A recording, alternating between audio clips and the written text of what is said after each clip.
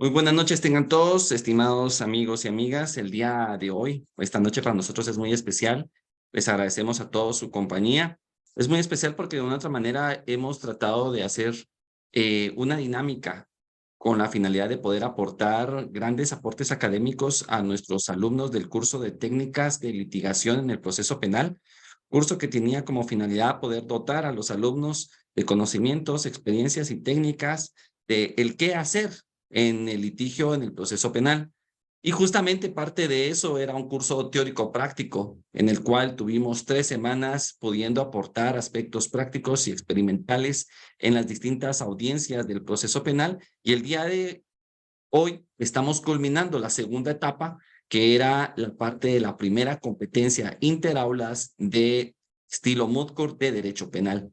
La dinámica consistió en dividir al grupo de alumnos en 4 equipos, de los cuales el día de hoy están en la final el equipo liderado por la licenciada Paola Aguilar, quien es la coordinadora del equipo número 3, y el otro equipo está coordinado por el licenciado Gabriel Chitic, que es el grupo número 1, que está coordinado por su persona.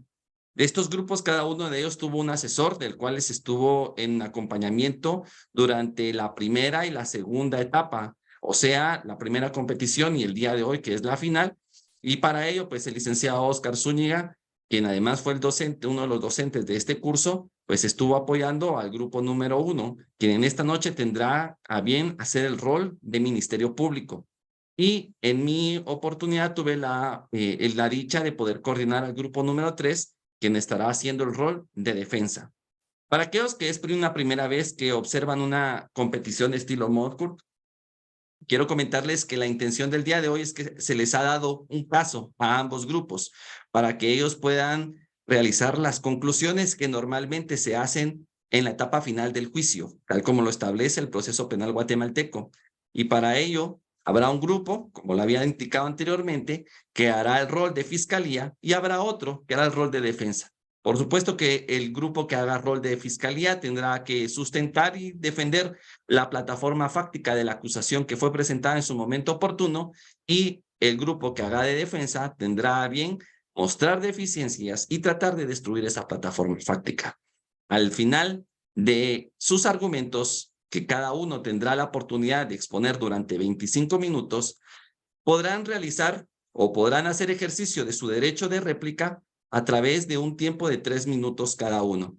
El día de hoy tengo la fortuna y también creo que va a ser una riqueza académica para los alumnos contar con 2 jueces de mucha experiencia, tanto en el litigio guatemalteco, principalmente en la materia penal, como en la parte de la coordinación de este estilo de competencia. Quiero presentar al maestro Estuardo Rivera, quien en la noche de hoy nos acompaña como juez.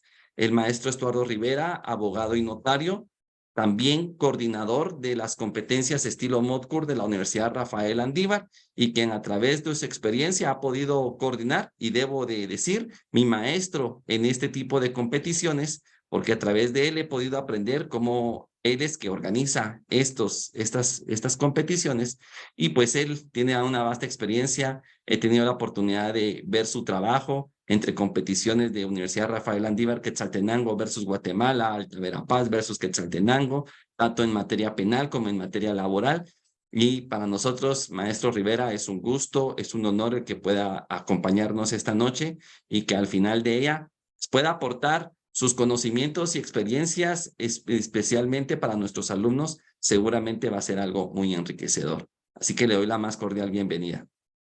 También en esta ocasión nos acompaña el señor agente fiscal encargado de la Unidad de Delitos Transnacionales del Ministerio Público, Marvin Estuardo Orellana, quien he tenido la oportunidad de aprender de él en el litigio guatemalteco, de poder litigar con él casos procesales penales, y quien a través de su vasta experiencia tiene bastantes debates que ha podido aportar y con resultados positivos.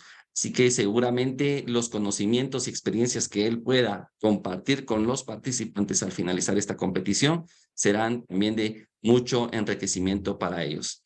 Sin más preámbulo, también darle la cordial bienvenida al licenciado Oscar Zúñiga, quien es el asesor del grupo número 1, que hará el rol de fiscalía y quien también participó como docente dentro de este curso de técnicas de litigación. Y por último, pero no menos importante, darle la bienvenida a todos nuestros invitados esta noche. Dentro de los invitados encontramos exalumnos y alumnos de Themis Law, quienes de una u otra manera podrán observar cuál es la dinámica y también incentivarlos a que el día de mañana puedan participar en la segunda competición que en algún momento realizaremos. Así que sin más preámbulo, vamos a dar inicio a nuestra competición. Licenciado Gabriel Chiti, que quisiera preguntarle si puede encender su micrófono.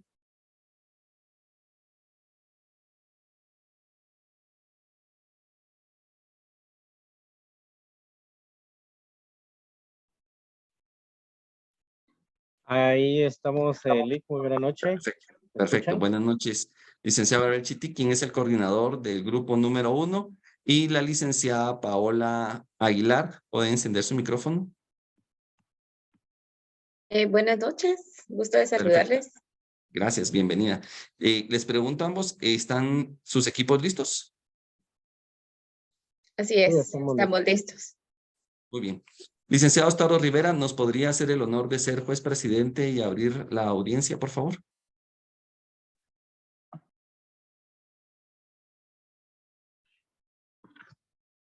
Ahí estamos. Gracias, claro que sí. Qué gusto conocerlos y verlos nuevamente. Buenas noches a todos. Cuando ustedes manden, estamos listos. Por favor. Bueno, gracias. Buenas noches. Bienvenidos a todos. Nos encontramos constituidos esta noche en una audiencia virtual para la entrega de los argumentos finales en el caso en contra del sindicado Juan Carlos García. Para el efecto se encuentran presentes los representantes de ambas partes y ya habiendo constatado la presencia de los dos equipos o de los dos grupos de abogados que van a participar, por favor, se le da la palabra a los representantes del Ministerio Público para que hagan leer sus argumentos. Tienen la palabra. Muchas gracias. Buenas noches, honorables miembros del tribunal. Mi nombre es Gloria Lisbeth Hernández Reyes. Represento al Estado de Guatemala a través de esta fiscalía, a tenor de las facultades que confiere la Constitución Política de la República de Guatemala y la Ley Orgánica del Ministerio Público. Esta representación ha dividido su exposición en 3 partes, las cuales son la plataforma fáctica, la plataforma probatoria y la jurídica. En esta ocasión, tendré a bien exponer sucintamente los hechos acaecidos el día 7 de septiembre del año 2019, los cuales para esta fiscalía fueron realizados por el señor Juan Carlos García, cometiendo el delito de violación, regulado en el artículo 173 del Código Penal, decreto 1773 del Congreso de la República. Es necesario establecer la plataforma fáctica a la luz de una tesis acusatoria, sustentada en una teoría científica del caso. Por ello, honorables miembros del tribunal, quiero realizar un esbozo de lo antes dicho con base en los siguientes argumentos. Número 1. De la necesidad de encuadrar la conducta en el tipo penal de violación. Tal como lo señala el autor Francisco Muñoz Conde, citado a su vez por Enrique Escobar Cárdenas, en el libro Compilaciones de Derecho Penal, parte especial, específicamente en la página 108 del mismo, que habla del delito de violación y los hechos del mismo para los casos de niños, niñas y adolescentes, indicando que el problema especial que representan los delitos de violación a niños, niñas y adolescentes es que ellos carecen de una libertad sexual. Ese carecer de autonomía determina su comportamiento en el ámbito sexual, produciéndose así sujetos pasivos del tipo penal. Podemos inferir del autor citado que el señor Juan Carlos García, el día 7 de septiembre del año 2019, aproximadamente en horas de la tarde, cuando se encontraba en su residencia ubicada en la Quinta Avenida 2-35, zona 21 de la ciudad de Guatemala, aprovechó el momento en que su esposa salió de su residencia para ir al mercado de la localidad para hacer las compras del almuerzo de ese día. Con uso de violencia psicológica, el señor García se aprovechó del estado de vulnerabilidad de su nieta para indicarle que iban a jugar un juego, donde ella tenía que desnudarse, y él también, momento que aprovechó para tener acceso carnal mediante la penetración de su pene en la vagina de su pequeña nieta de 9 años.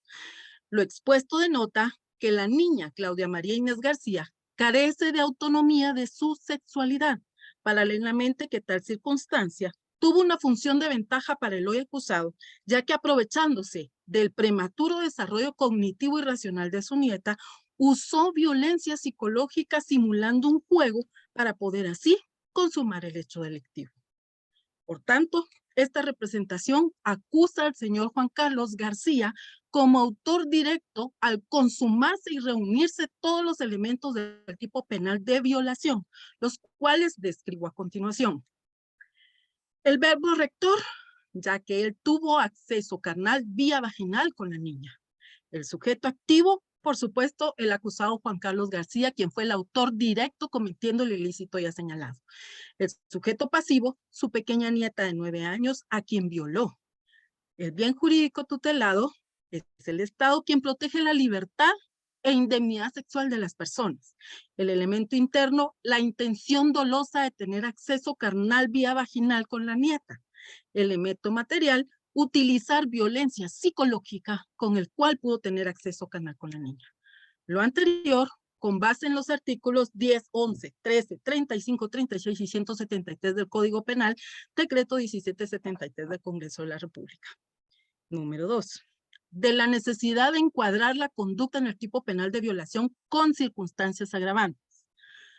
Valiéndose del parentesco con la víctima, el contexto de soledad y la inocencia de la niña de 9 años de edad, con plena voluntad y conciencia, debido a su rol de abuelo y la función de cuidado, simuló dicho juego y tuvo acceso carnal vía vaginal con la niña.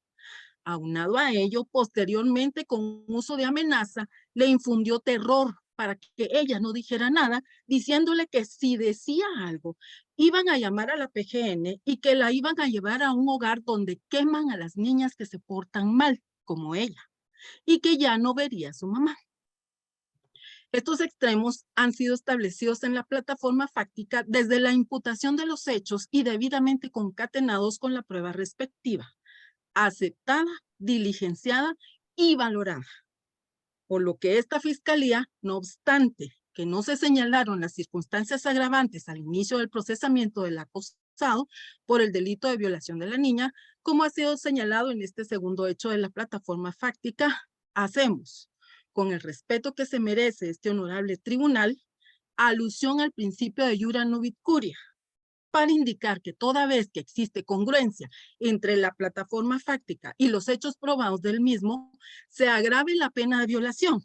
Además, pedimos que se apliquen las circunstancias especiales de agravación, ya que la niña es menor de 10 años, tal como lo establece nuestra ley sustantiva penal, y que además existen fallos que han asentado jurisprudencia respecto de la agravación del delito de violación, emanados de la Honorable Corte Suprema de Justicia, los cuales harán alusión en la plataforma jurídica del presente caso más adelante. Lo anterior, con base a los artículos 173, 174 y 195 quinques del Código Penal, decreto 1773 del Congreso de la República. Muchas gracias. Dejo la palabra a mi compañera, Lady Mercedes.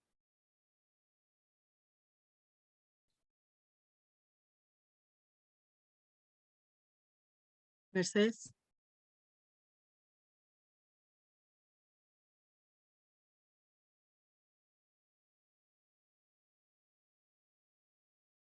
Solicitamos el permiso para activar el audio.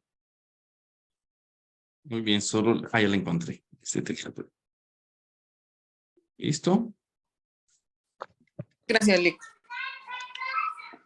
Muy buenas noches, honorables juzgadores y personas que nos acompañan. Mi nombre es Lady Mercedes Ventura Quiñones y junto con mis colegas representamos al Estado de Guatemala en calidad del Ministerio Público en el presente litigio. En esta ocasión tengo a bien pronunciarme respecto a la plataforma probatoria de los hechos vertidos en el presente caso. Antes de ello, me permito, con el respeto que merece este tribunal, acuñar una frase del connotado penalista italiano Francesco Carneluti, la cual dice: no se puede tratar de la asunción de la prueba sin saber qué son las pruebas. Un tema de sumo interés en torno al cual estoy trabajando desde hace 40 años. El autor refiere en esta institución es sin más una ardua tarea en la cual gravita en todo o parte el proceso penal guatemalteco. Es por ello que esta fiscalía trae colación el catálogo de pruebas relacionados plenamente al hecho delictivo que cometió el señor Juan Carlos García en contra de la niña de 9 años de edad, Claudia María Inés García. En cuanto a la primera proposición fáctica, en cuanto a las circunstancias de tiempo, modo y lugar, ya fue establecido en el momento procesal oportuno que la declaración testimonial de la niña de 9 años de edad, Claudia María Inés García, es una prueba fundamental debido a la naturaleza del delito, ya que es imposible recopilar pruebas gráficas o documentales. Es total como lo ha sostenido la Corte Interamericana de Derechos Humanos en sus sentencias. Asimismo, es necesario reiterar que al ser una niña de tan solo 9 años de edad, bajo el principio de interés superior del niño, fue necesario solicitar prueba testimonial en anticipo de prueba, evitando su revictimización y protegiendo su integridad emocional y psicológica. Por tanto, no fue necesario a partir de la declaración de la niña que el relato fuera congruente con las circunstancias de tiempo, modo y lugar. Lo anterior derivado que la niña, al tener tan solo 9 años de edad, no tenía libertad de su sexualidad ni capacidad cognitiva plena. No sabía en dónde o qué le estaba pasando.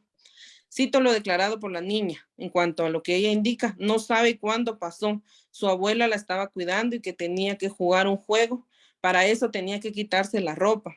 Que su bubu metió su pipi en su cucu, que a ella le dolió mucho y que sintió que él le había echado un líquido. Por lo tanto, el tiempo, modo y lugar se comprobó en el diligenciamiento con la declaración testimonial en cámara GESEL en anticipo de prueba.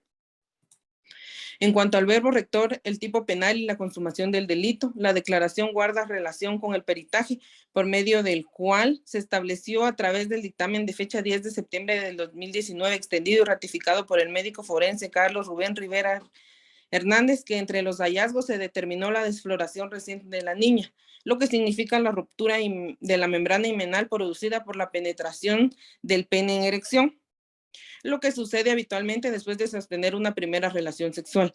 Asimismo, concuerda con lo declarado al momento que la niña indica, cito, que su bubu metió su pipi en su cucu y que él echó un líquido. Por último, el hecho también se comprueba con la declaración testimonial del doctor Armando Soto, en donde indica que la mamá la llevó a consulta por haberse lastimado la vagina y ella misma había aplicado pomada a la campana en la vagina de la niña. Al hacer una inspección ocular, él sospechó una violación, por lo que recomendó a la madre acudir de inmediato al Ministerio Público. Por otra parte,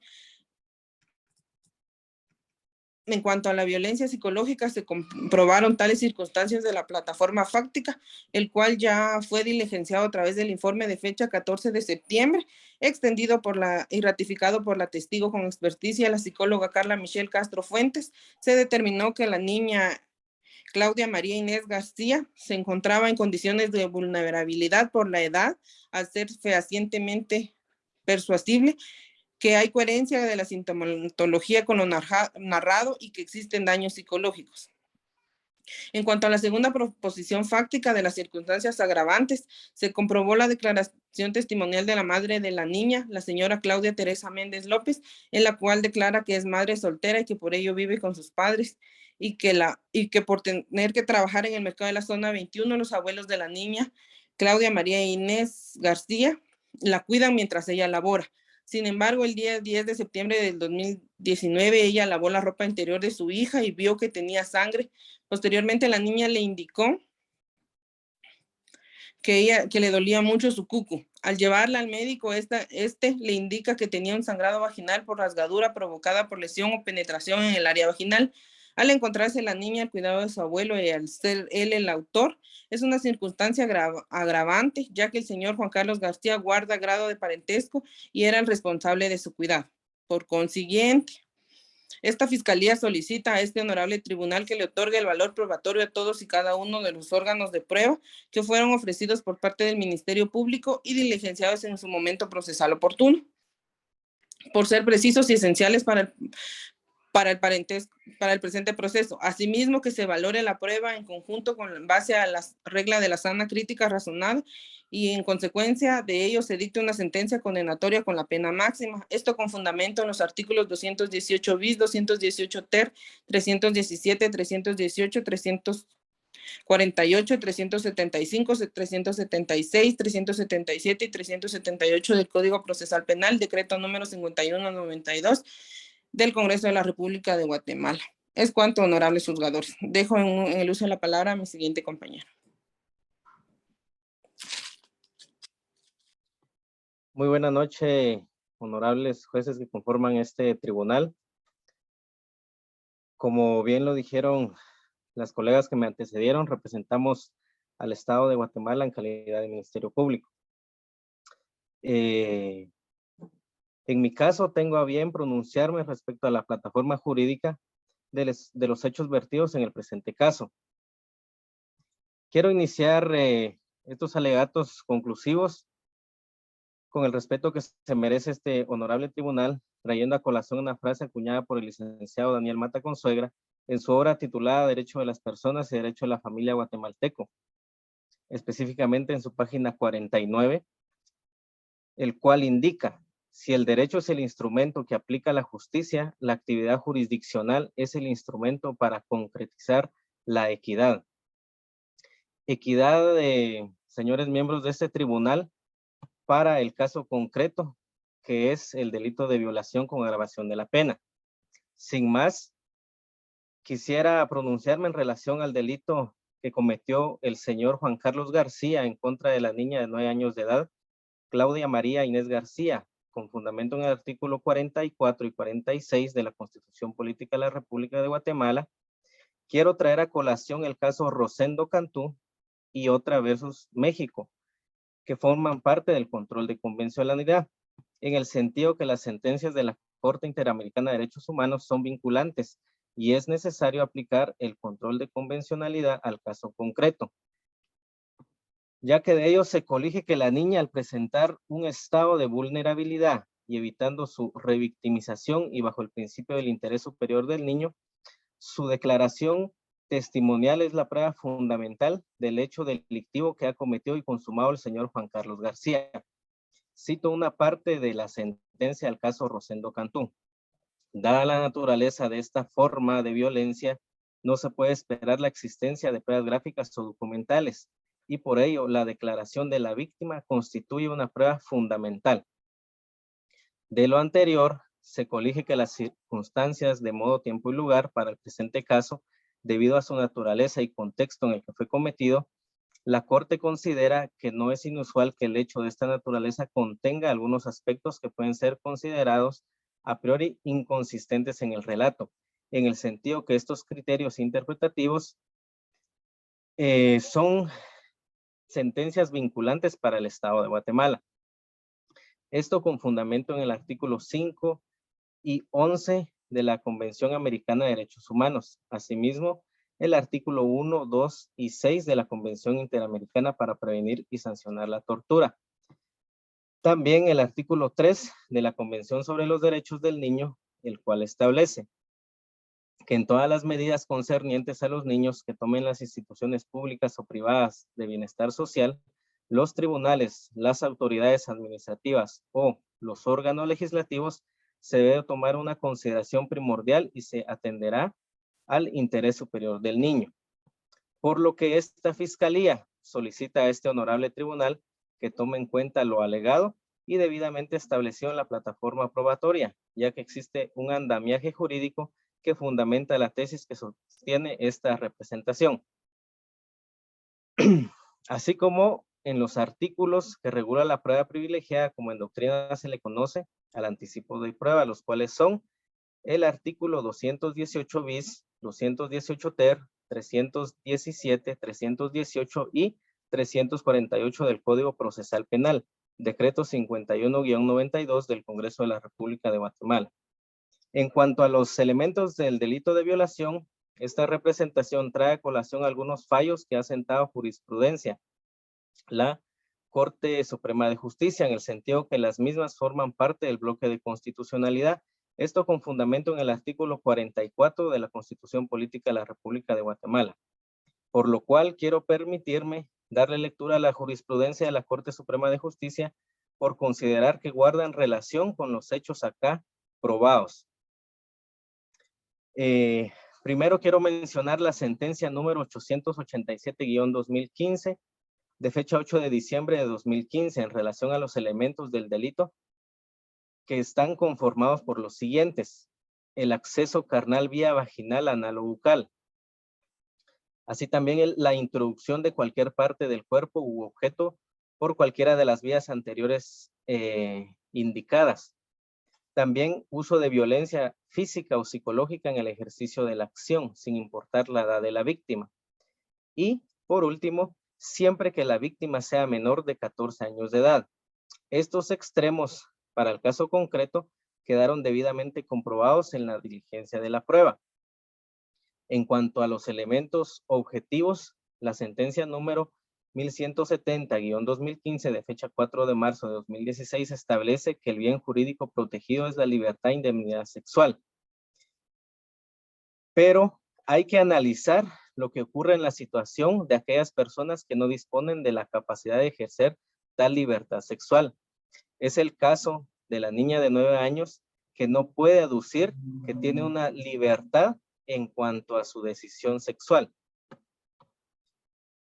En cuanto a la violencia física o psicológica, traigo a colación la sentencia número 130-2016 de fecha 6 de julio del año 2016, la cual establece respecto a la violencia psicológica, que se debe considerar que la misma puede manifestarse de diferentes formas, según la definición legal a la que se hizo referencia, dentro de las que se encuentra toda conducta a través de la cual se disminuye la autoestima, las conductas ejercidas en deshonra, el valor personal o dignidad, así como el engaño.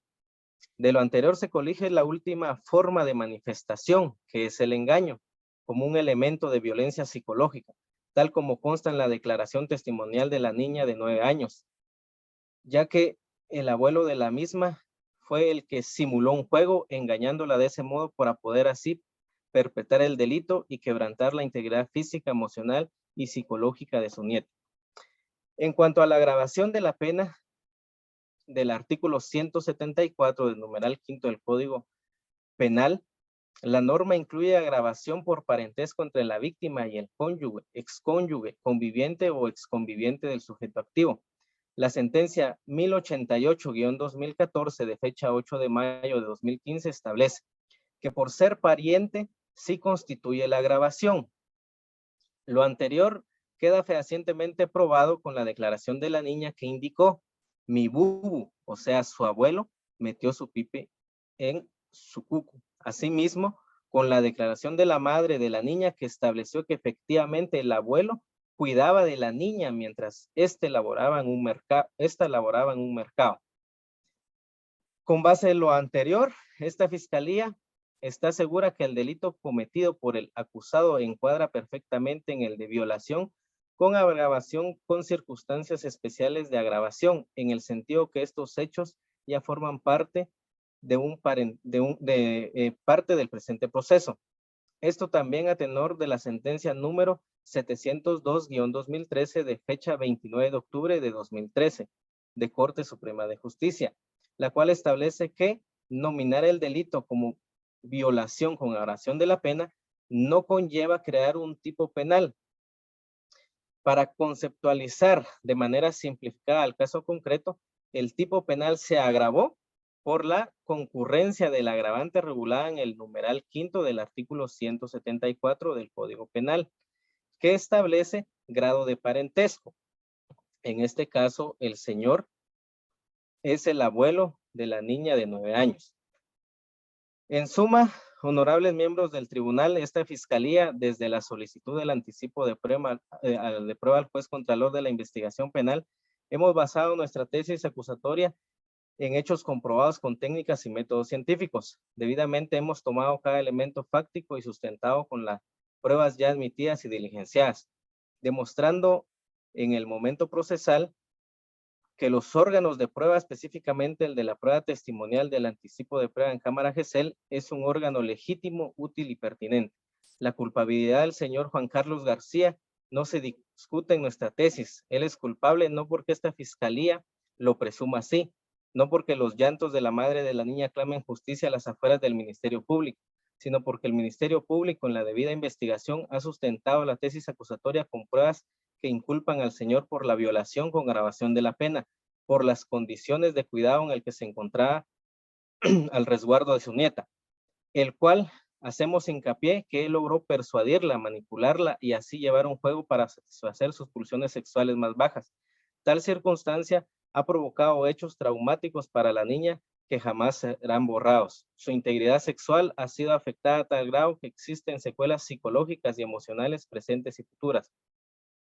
Por lo cual, esta representación, tal como ha quedado expuesto y comprobado por mis colegas, solicita con el respeto a este honorable tribunal que el señor Juan Carlos García sea condenado por el delito de violación con agravación de la pena, con circunstancias especiales de agravación.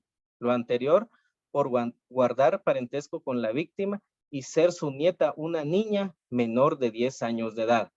Solicitamos la pena máxima por existir una circunstancia de agravación y por ende se aumente la misma en 2/3 partes. En cuanto a ser su nieta una niña menor de 10 años, constituye una circunstancia especial de agravación de la pena.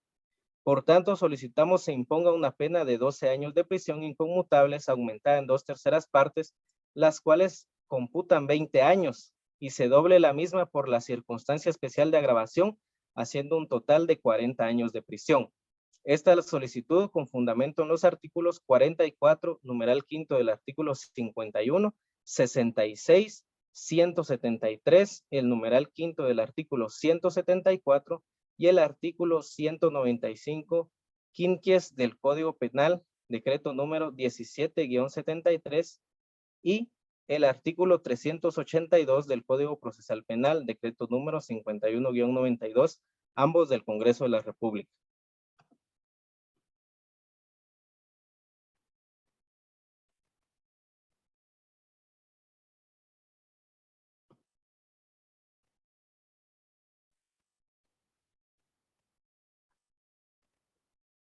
Gracias a los representantes del Ministerio Público. Con ello damos por concluida la presentación de sus argumentos y ahora damos la palabra a los representantes de la defensa del sindicado para que hagan valer el efecto de sus argumentos. Tienen la palabra los representantes de la defensa.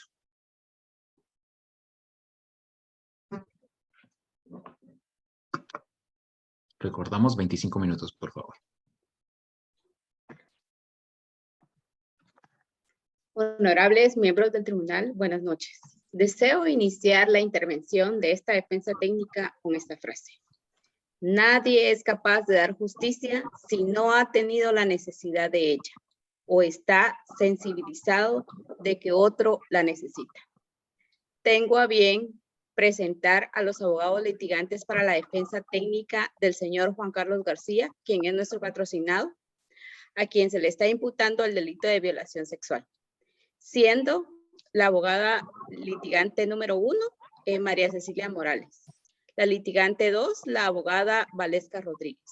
La litigante 3, la abogada Marisol Chavajay. La litigante 4, la abogada Jessica Santay. El abogado 5, el abogado Maynor Pensancín. En estos momentos le dejo el uso de la palabra a la abogada María Cecilia. Muy buenas noches, honorables miembros del tribunal. Como defensa técnica del señor Juan Carlos García, procederé a emitir las conclusiones derivadas del diligenciamiento en este juicio. Quiero iniciar invocando las palabras del historiador Guedaya.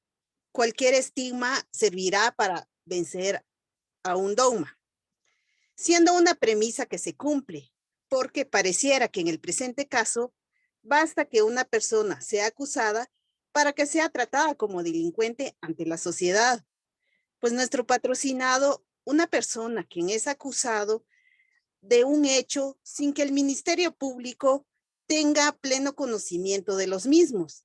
Y es que durante el desarrollo del debate, el Ministerio Público debió haber destruido el principio de presunción de inocencia, del cual se encuentra revestido nuestro patrocinado, siendo una protección legal que se establece en la Constitución, Código Procesal Penal, Convención Americana de los Derechos Humanos, entre otros tratados internacionales en materia de derechos humanos ratificados por Guatemala. Durante este debate, el Ministerio Público tenía como misión haber fundamentado la plataforma fáctica en base a todos los medios de prueba diligenciado.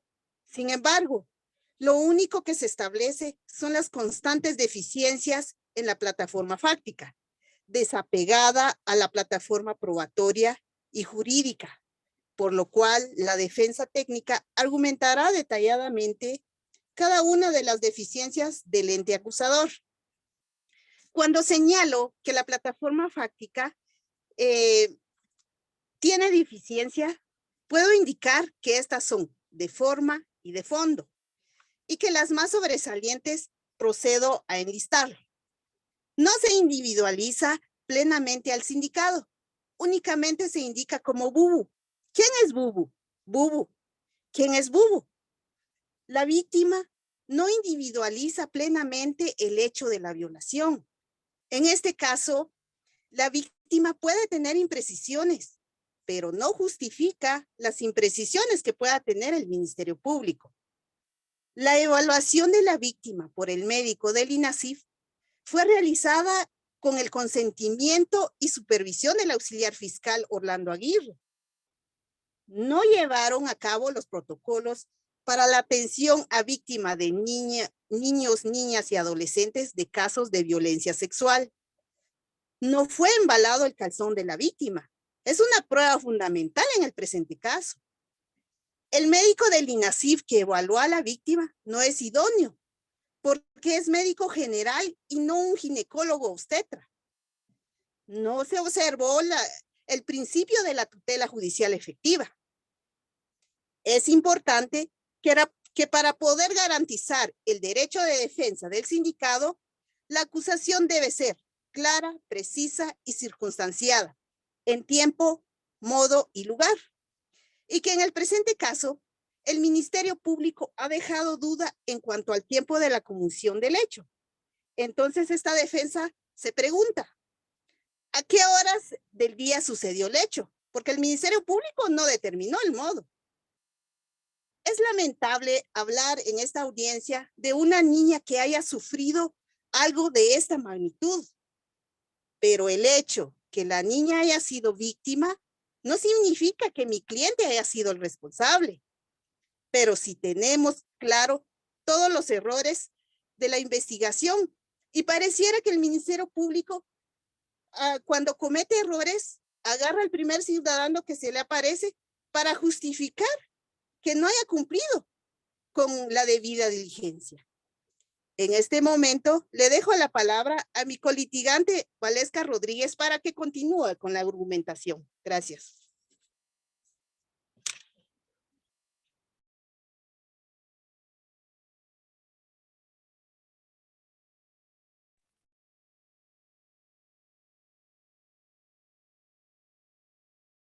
Buenas noches, honorables juzgadores y demás personas que se encuentran en esta sala de audiencias.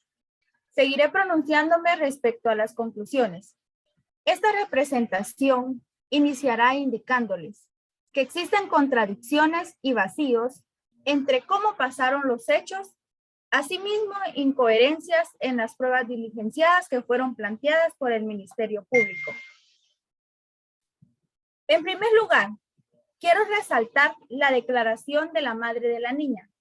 En este juicio manifestó que su hija le indicó que se había lastimado con el tubo de la bicicleta el día 9 de septiembre del año 2019.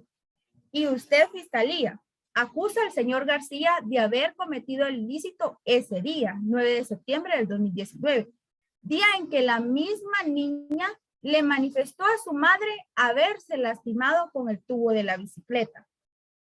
En segundo lugar, en relación a lo dictaminado por la psicóloga, ella determinó daño psicológico, pero nada establece que lo manifestado fue daño causado por el delito que se le acusa a nuestro defendido. Hay pruebas especiales en el ámbito de la psicología, como lo son juegos con casa, muñecos anatómicos, entre otros, para establecer hechos de violación. Y en este caso, la psicóloga solo realizó un diagnóstico simple. Como tercer punto, a simple vista existen incoherencias en las fechas en que se realizó el examen a la menor para determinar los hechos acusados, ya que En la declaración de la madre de la niña, indica que ella se dio cuenta del suceso la fecha 10 de septiembre del año 2019. Y en ese momento que ella se percató de la mancha de sangre en el calzón de la menor, la llevó al doctor. Entonces, estamos hablando del día 10 de septiembre. Y la declaración del médico que atendió a la niña, cuando la mamá se enteró, establece que fue con fecha 8 de septiembre del mismo año. Es decir, un día antes que sucedió el hecho acusado. Entonces, honorables juzgadores, ¿qué día en realidad se examinó a la menor? Señores jueces del tribunal, quiero resaltar que el mismo médico en su declaración expone que pudo haber sido una violación o tal vez solo un golpe. Golpe que manifiesta en la declaración la madre de la menor, que pudo haber sido causado por el tubo del triciclo. Hay dudas, honorables miembros del tribunal. Como cuarto punto, una declaración muy importante, que es la declaración de la esposa del acusado. Ella indica que la madre de la menor le paga a ella para cuidar a su hija. Pero algo importante para desvirtuar la plataforma fáctica presentada por la fiscalía es que la mamá de la menor lleva los alimentos del mercado para el almuerzo, no como se establece en la acusación, donde indica que la esposa de nuestro representado fue ese día 9 de septiembre del año 2019 a realizar compras para el almuerzo. El Ministerio Público tiene la obligación de probar todo lo que indica en su plataforma fáctica. O sea, debe demostrar palabra por palabra, oración por oración.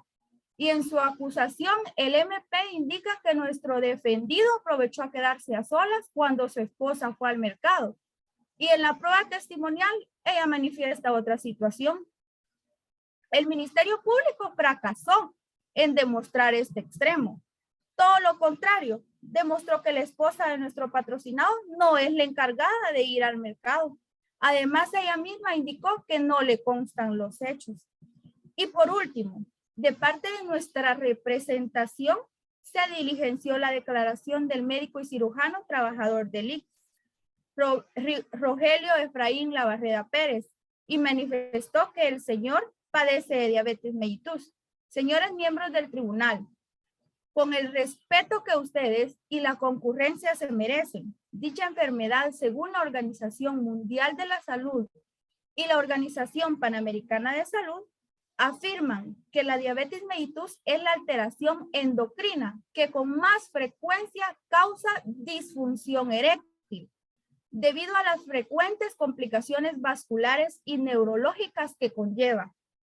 Por tal motivo, es ilógico pensar que nuestro representado haya causado el ilícito. Honorables jueces, es necesario considerar todo lo expuesto para poder deliberar de forma acertada con los hechos que en realidad sucedieron. Dejo en uso de la palabra a la abogada que me precede.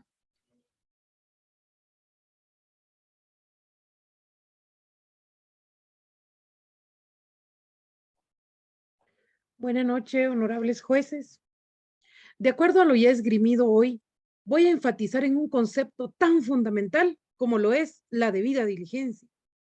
Y es que es una de las obligaciones contraídas por el Estado guatemalteco con la ratificación de la Convención Americana de Derechos Humanos, y es parte de las obligaciones específicas que impone la Convención de Belém do Pará. Y es que la Corte Interamericana de Derechos Humanos ha establecido que en un contexto de violencia, subordinación y discriminación histórica contra las mujeres, los compromisos internacionales imponen al Estado guatemalteco una responsabilidad reforzada para los casos en los que se vulneran los derechos humanos de las mujeres. En el presente caso, el Ministerio Público realizó un pésimo trabajo, pues no se observaron estos principios mínimos. Es más, hicieron caso omiso a la Instrucción General 9-2008 de la Fiscal General y Jefe del Ministerio Público, en el que se estatuye la implementación del protocolo para la atención para las víctimas de la niñez y adolescencia, víctimas directas y colaterales. Tampoco utilizaron el protocolo para recibir declaraciones de niñas, niños y adolescentes víctimas y o testigos, aprobado por el artículo 3 del Acuerdo 16-2013 de la Corte Suprema de Justicia. Este acuerdo contiene las instrucciones específicas para llevar a cabo la entrevista en cámara GESEL, circuito cerrado, videoconferencia u otras herramientas. Este protocolo hace énfasis en la utilización de material lúdico o didáctico para que entendamos de mejor manera unos dibujos. También establece que se deberá considerar el uso de muñecos anatómicos certificados, el cual es un material forense, y a falta de esa debida diligencia que realizó el Ministerio Público al realizar su investigación, permítanme en calidad de defensora mostrarles cómo funcionan los muñecos anatómicos asexuados. Y es que es tan simple que son 4 muñecos, los cuales tienen características de género como etarias, puesto que si nos damos cuenta, hay una mujer, un hombre, una niña y un niño. Estos muñecos tienen la gran ventaja de que aparte de tener esas características, se les puede quitar la ropa y al quitárseles la ropa vienen con todas las características y perdón que lo muestre así, pero así sería más fácil que se hubiera establecido por parte del Ministerio Público y no existieran esas dudas razonables en cuanto a qué pasó con este hecho en sí. Se pudo haber identificado ¿a qué se refiere la víctima cuando dice bubu? ¿Quién es esa persona? ¿Qué partes del cuerpo son pipi y cucu? Cosas que quedan como grandes dudas en el diligenciamiento de este debate. Asimismo, el Ministerio Público ha evidenciado mediante sus órganos y medios de prueba que fue un auxiliar fiscal, y cito específicamente lo que indica el Ministerio Público, quien autorizó y supervisó la realización de un examen médico forense practicado a la víctima, lo cual es contrario, honorables juzgadores, a lo que establece el artículo 241 del Código Procesal Penal en cuanto a las peritaciones en delitos sexuales practicados a personas menores de edad, ya que no consta en la carpeta judicial que la madre de la víctima no posee la tutela de la misma, y de haber existido alguna medida de protección para la niñez y adolescencia amenazada o violada en sus derechos humanos, era la Procuraduría General de la Nación la encargada de haber dado la autorización, o en su defecto, se hubiera acudido a ese recurso familiar idóneo tal como lo establece la ley, situación que tampoco consta en esta carpeta judicial. Por tanto, no se puede consentir que un auxiliar fiscal haya autorizado dicho peritaje, mucho menos que lo haya supervisado, puesto que vulnera los principios de interés superior del niño y de tutelaridad establecidos en la ley Pina. Asimismo, de acuerdo a los estándares de atención a víctimas de violencia sexual, en el Instituto Nacional de las Ciencias Forenses, las peritaciones deben seguir el principio de especialización, profesionalización y actualización, puesto que los ámbitos de conocimiento en cada pericia es totalmente distinto. Sin embargo, ha quedado establecido que el profesional que realizó la pericia a la víctima es un médico general y cirujano, y no un ginecólogo, que sería el profesional idóneo para ello. Todos estos desaciertos del Ministerio Público únicamente han vulnerado, y no solo a la víctima, sino también el proceso mismo, pues convierten un caso tan controversial en un número estadístico más e instrumentaliza tanto a la víctima como a nuestro patrocinado, debido a que la investigación se llevó a cabo sin observar esos principios de debida diligencia y de objetividad. Y por tanto se crea esa duda razonable en cuanto a la participación de nuestro patrocinado. Y asimismo establece que un hecho tan lamentable vulnera derechos y garantías de no revictimización y sobre todo la inobservancia de esos principios que dicta la tutela judicial efectiva y sienta unas bases de que no se está utilizando esa justicia especializada que tanto se pregona en este país, por lo que se solicita al honorable tribunal se pueda certificar lo conducente en contra de aquellos fiscales que hayan realizado esa investigación sin esa debida diligencia, puesto que existen muchas deficiencias y se puede establecer que si existe una responsabilidad administrativa y si es necesario una responsabilidad penal de parte de ellos. Cierro mi argumentación, honorables juzgadores, acotando una frase del ex canciller federal de Alemania, Willy Brandt: permitir una injusticia es abrir el camino a todas las que le siguen. Dejo el uso de la palabra a mi colitigante Jessica Santay para que proceda a realizar la argumentación jurídica. Gracias, colega. Buenas noches, honorable tribunal. Esta representación ha establecido que también es preciso mencionar el Reglamento General de la Ley Orgánica del Instituto Nacional de Ciencias Forenses, en el cual establece que las investigaciones que realizan los peritos debe de ser riguroso y con apego a las metodologías y protocolos técnicos y científicos, que sean modernos y que permitan arribar a un dictamen imparcial, confiable, con profesionalidad y ética. El Instituto Nacional de Ciencias Forenses, como auxiliar de la Administración de Justicia, debe de garantizar que los peritajes se lleven a cabo por un personal profesional, especializado y actualizado. Sin embargo, en este caso, el profesional que realizó la pericia a la víctima es un médico general y cirujano, no un ginecólogo, como lo estableció mi colega anteriormente. Desde aquí hay una gran duda razonable sobre la idoneidad del perito y los resultados de la misma.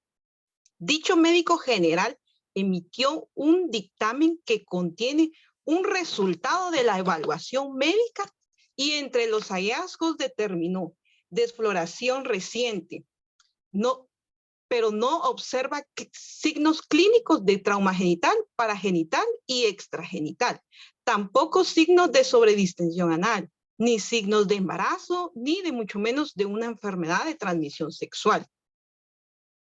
Acá, cuando el perito estableció reciente, ¿a qué se refería con reciente? ¿Cuándo es reciente? ¿Acaso podríamos decir 2 horas, 2 días o 2 semanas? Y si hubiese sido antiguo, ¿cuánto tiempo es antiguo? Antiguo serán 12 horas, 24 horas, 5 días, 10 días. Esta defensa se pregunta, ¿cuánto sería reciente para un ginecólogo si hubiese sido experto en la materia? Y la interrogante, ¿por qué el Ministerio Público no solicitó al Laboratorio de Serología del Instituto Nacional de Ciencias Forenses una evaluación médica a la víctima con el fin de detectar la presencia de semen o espermatozoides para finalmente llevar a cabo un análisis genético comparativo con nuestro patrocinado? Ya que también diversos estudios científicos han resaltado lo importante que resulta determinar la desfloración reciente, porque existen muchos casos de confusión entre las ocasionadas sexualmente y las producidas por un accidente. En el dictamen técnico científico del INASIF, si es que también le podemos llamar científico, no explica de forma detallada y descriptiva las evaluaciones practicadas. Tampoco emite una conclusión científica fundada que demuestre que la víctima haya sido desflorada por una violación. E incluso no se encontraron rasgos o semen que demuestre que nuestro patrocinado haya sido la víctima, que haya sido partícipe en este supuesto hecho por el que se le acusa. Por último, el perito debió de consignar los resultados positivos y negativos de los exámenes solicitados y realizar finalmente una apreciación clínica con todos los antecedentes, señalando si el examen es compatible con una violación y cuyo resultado debe de guardar una relación de asociación entre lo descrito en el cuerpo por el examen físico y con las conclusiones emitidas. Entonces, podemos afirmar la importancia que el médico forense haya establecido estas diferentes variantes. Respetable tribunal, se explicó fundadamente las razones por las cuales no se le puede conferir un valor probatorio a la prueba pericial y testimonial rendida por los peritos, pues a través de esos medios no se determinó que nuestro patrocinado haya sido la persona que provocó la desfloración de la agraviada. Y esta representación, con fundamento en el artículo 385 del Código Procesal Penal, solicita al honorable tribunal que según las reglas de la sana crítica razonada, no se le confiera un valor probatorio a los medios de prueba presentados por el Ministerio Público, que sin lugar a dudas es ineficaz e ineficiente la investigación realizada, ya que no logró establecer con exactitud y de manera contundente lo que provocó la desfloración de la víctima. Y por si no fuera suficiente lo dicho anteriormente, con fundamento en el artículo 35 del Código Penal, que en su parte conducente establece, son responsables penalmente del delito los autores y los cómplices. Y en el artículo 36, numeral 1, son autores quienes tomen parte directa en la ejecución de los actos propios del delito. Acá podemos cuestionar al Ministerio Público. ¿Quién es el autor? ¿Cómo han demostrado que existe autor? Aquí tampoco se logró probar el grado de participación de nuestro patrocinado. Ellos establecen que es autor, pero en su mal trabajo, ¿cómo lo han probado? Entonces, por lo mismo, respetable tribunal, ante esta gran duda razonable, conducir a una resolución favorable para nuestro patrocinado. Agradeciendo su atención, paso a conceder la palabra a mi colega Maynor Pretacín.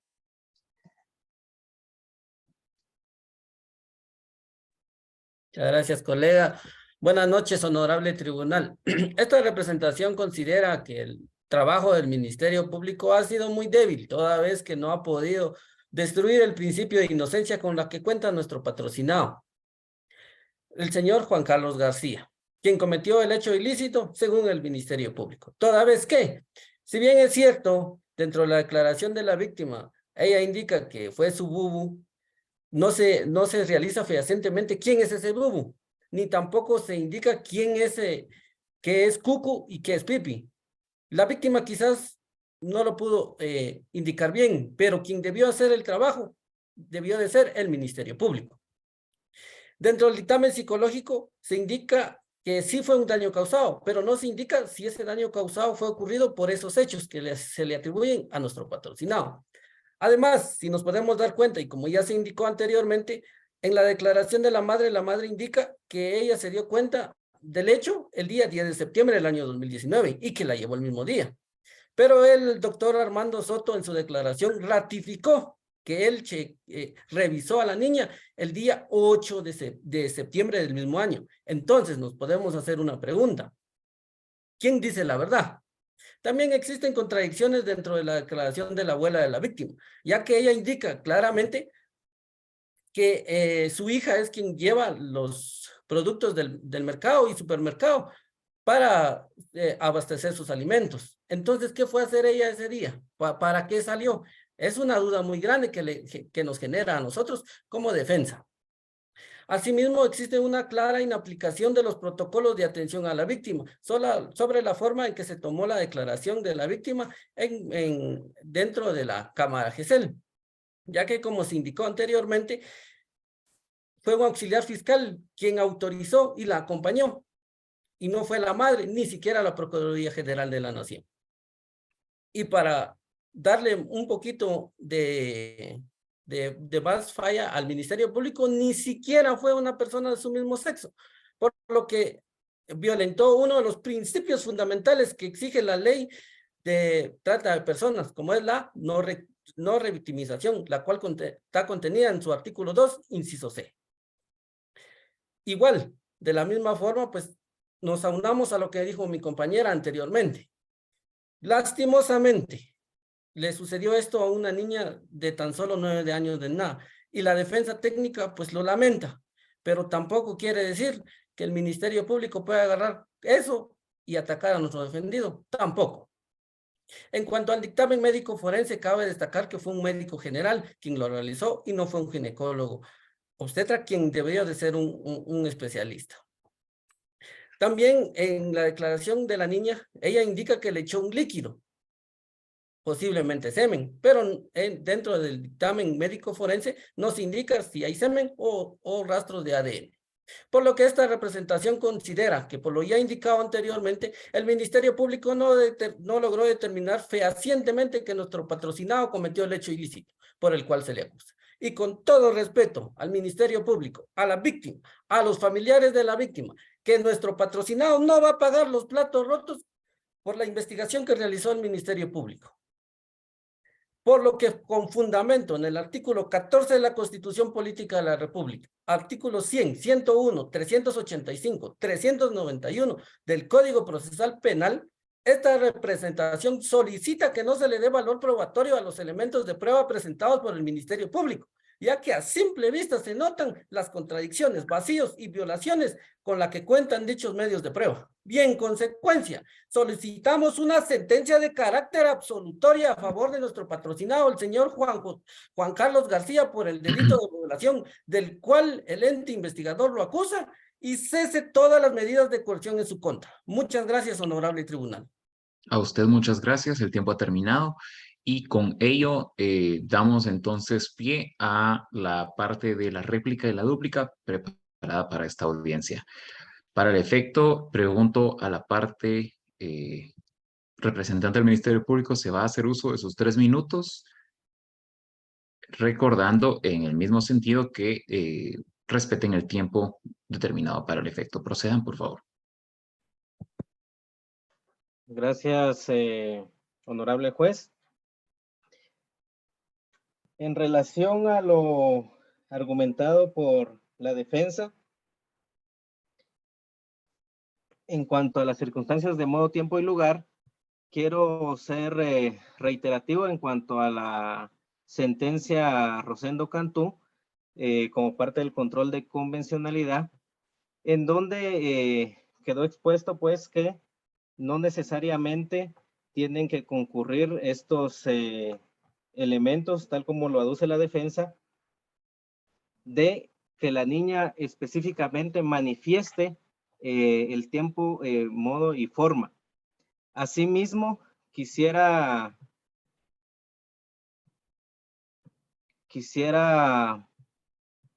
argumentar con base en el artículo 5, precisamente del instructivo para el uso de funcionamiento de la Cámara GESEL, el acuerdo número 16-2013, el cual establece anticipo de prueba. El juez autorizará la recepción de la declaración de la niña, niño y adolescente víctima o testigo como anticipo de prueba con la finalidad de garantizar los principios de no revictimización y el interés superior del niño. El juez, como responsable de la diligencia, garantizará que en la declaración de la víctima se eviten preguntas revictimizantes.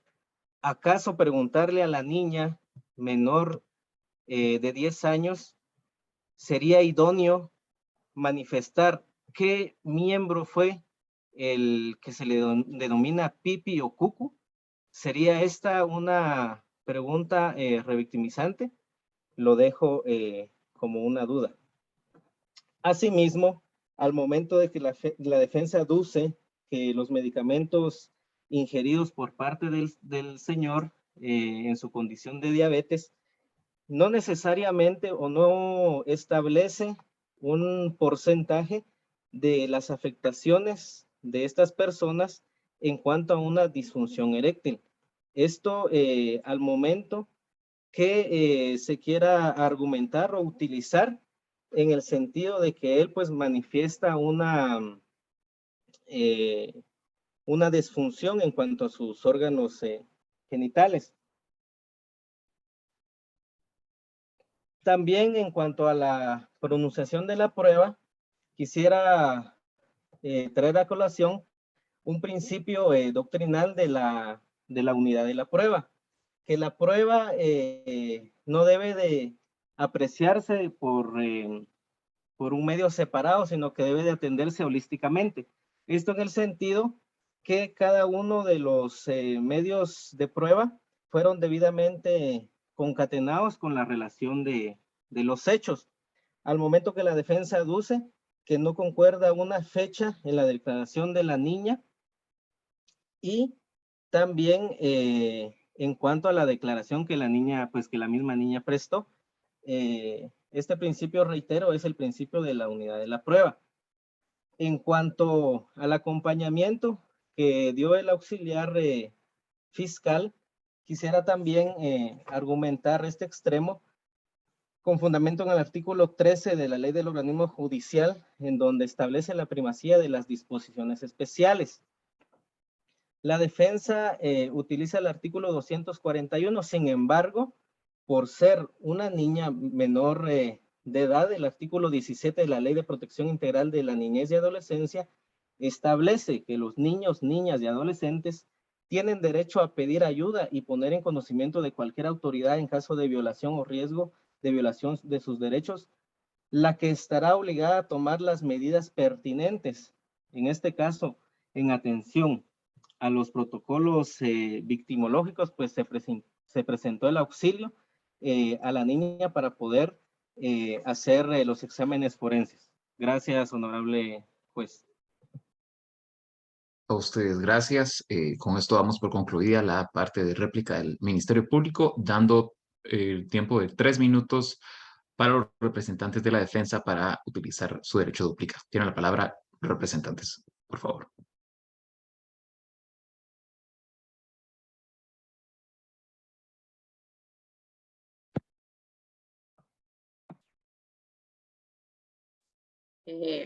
Muchas gracias, honorables miembros del tribunal. Esta defensa técnica debe y tiene que argumentar lo siguiente. Bueno, número 1, en este caso, el caso Rosendo Cantú, consideramos que no aplica. Número 2, es cierto, la sentencia de Rosendo Cantú establece las capacidades o las dificultades que puede tener la víctima en su declaración. Pero en el presente caso, tomemos en cuenta lo siguiente. La víctima acá no es el problema, señores. Acá básicamente estamos argumentando la falta del procedimiento que utilizó o la falta de procedimiento utilizado del Ministerio Público. Sabemos perfectamente que para esto existen los protocolos para la recepción de la declaración de las víctimas. Si es pregunta idónea y para no ser revictimizante, están las distintas técnicas como lo son los muñecos anatómicos, que nosotros como defensa técnica y mi compañera colitigante los mostró. No sé si ustedes pudieron visualizar tan fácil que pudo haber sido para el Ministerio Público haber conseguido esos muñecos anatómicos y que la niña en ese momento pudiera ver y pudiera ya distinguir realmente y con pruebas y con acciones, ella hubiera podido distinguir cómo era que había sucedido esto. Entonces, también es importante indicar que no existe, que no se comprobó el daño causado, porque es ilógico, como ya se expuso también, que la parte íntima de la víctima es pequeña y la de nuestro patrocinado, pues, se puede ignorar. Sin embargo, debemos de tomar en cuenta esto, señores miembros del tribunal. Realmente, al final, acá únicamente se puede observar que el Ministerio Público solo vio de qué manera acusaba a la primera persona que se le cruzó en el camino. Entonces, es necesario establecer como principio doctrinal también de la prueba no debe atenderse separado, sino en su conjunto. Pero cuando la prueba se interpreta, señores, concatenadamente, también deja más dudas, pues declaraciones de testigos, peritos y las víctimas poseen contradicciones. Entonces, señores miembros del tribunal, esta defensa técnica les solicita a nuestro patrocinado la absolución. Otra parte, podemos establecer también que no hay pruebas de parentesco. ¿Y cómo se puede demostrar eso? Señores, tan fácil era que ellos fueran al RENAP y ahí se pudiera solicitar una certificación, pero no pudo ser comprobado. Entonces, nuevamente, la defensa técnica solicita la absolución para nuestro patrocinado. Gracias.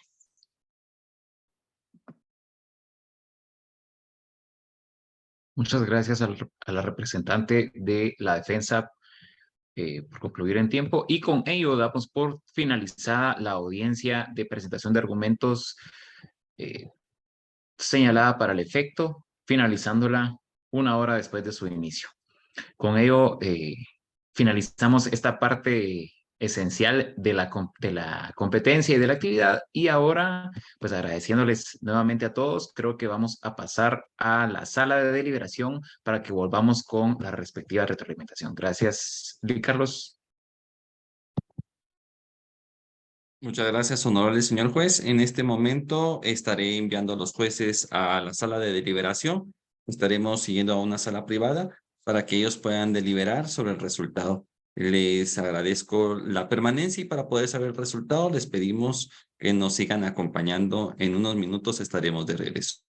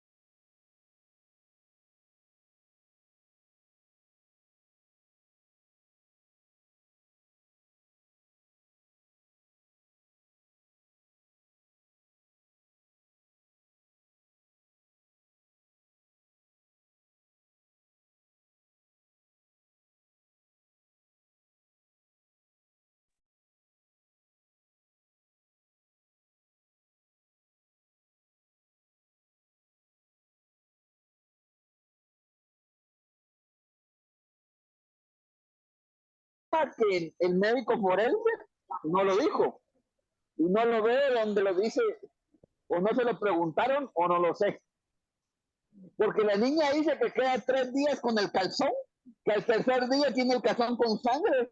Eso no mucho me parece lógica, si así lo diseñaron o como así fue el caso, pero que la niña no se haya limpiado hasta que la mamá el tercer día la revisó, y la mamá nunca la cambió, la abuela tampoco. Sí, Ese claro. es el tema, y como la sentencia no puede variar de acuerdo a lo que el Ministerio Público acusa, eso es lo que no coincide. Por eso cuando ustedes me dicen que 3 días y el médico forense, y la pregunta del millón es, ¿cuánto menos de 24 horas o 48? No me dices que ya te ofreció dinero, Oscar, para tu... No. Él se está inclinando, es que él se está inclinando al lado de la defensa. Él tiene la misma duda de que es reciente. Es que mira, pues, Carlos, yo tuve un caso parecido, y por eso ese caso no sé ni dónde lo sacaste, pero se parece a uno que yo hice. Pero sí lo absolvieron. Y te voy a contar específicamente porque el médico dijo que la relación era menor de 24 horas. Y a la persona se había acusado que habían sido 2 días antes. Lo que pasó aquí, o sea, que aquí te pregunto es, ¿cuánto es menos de 24? La teoría dice que la violación o una violación reciente es de 24 a 48.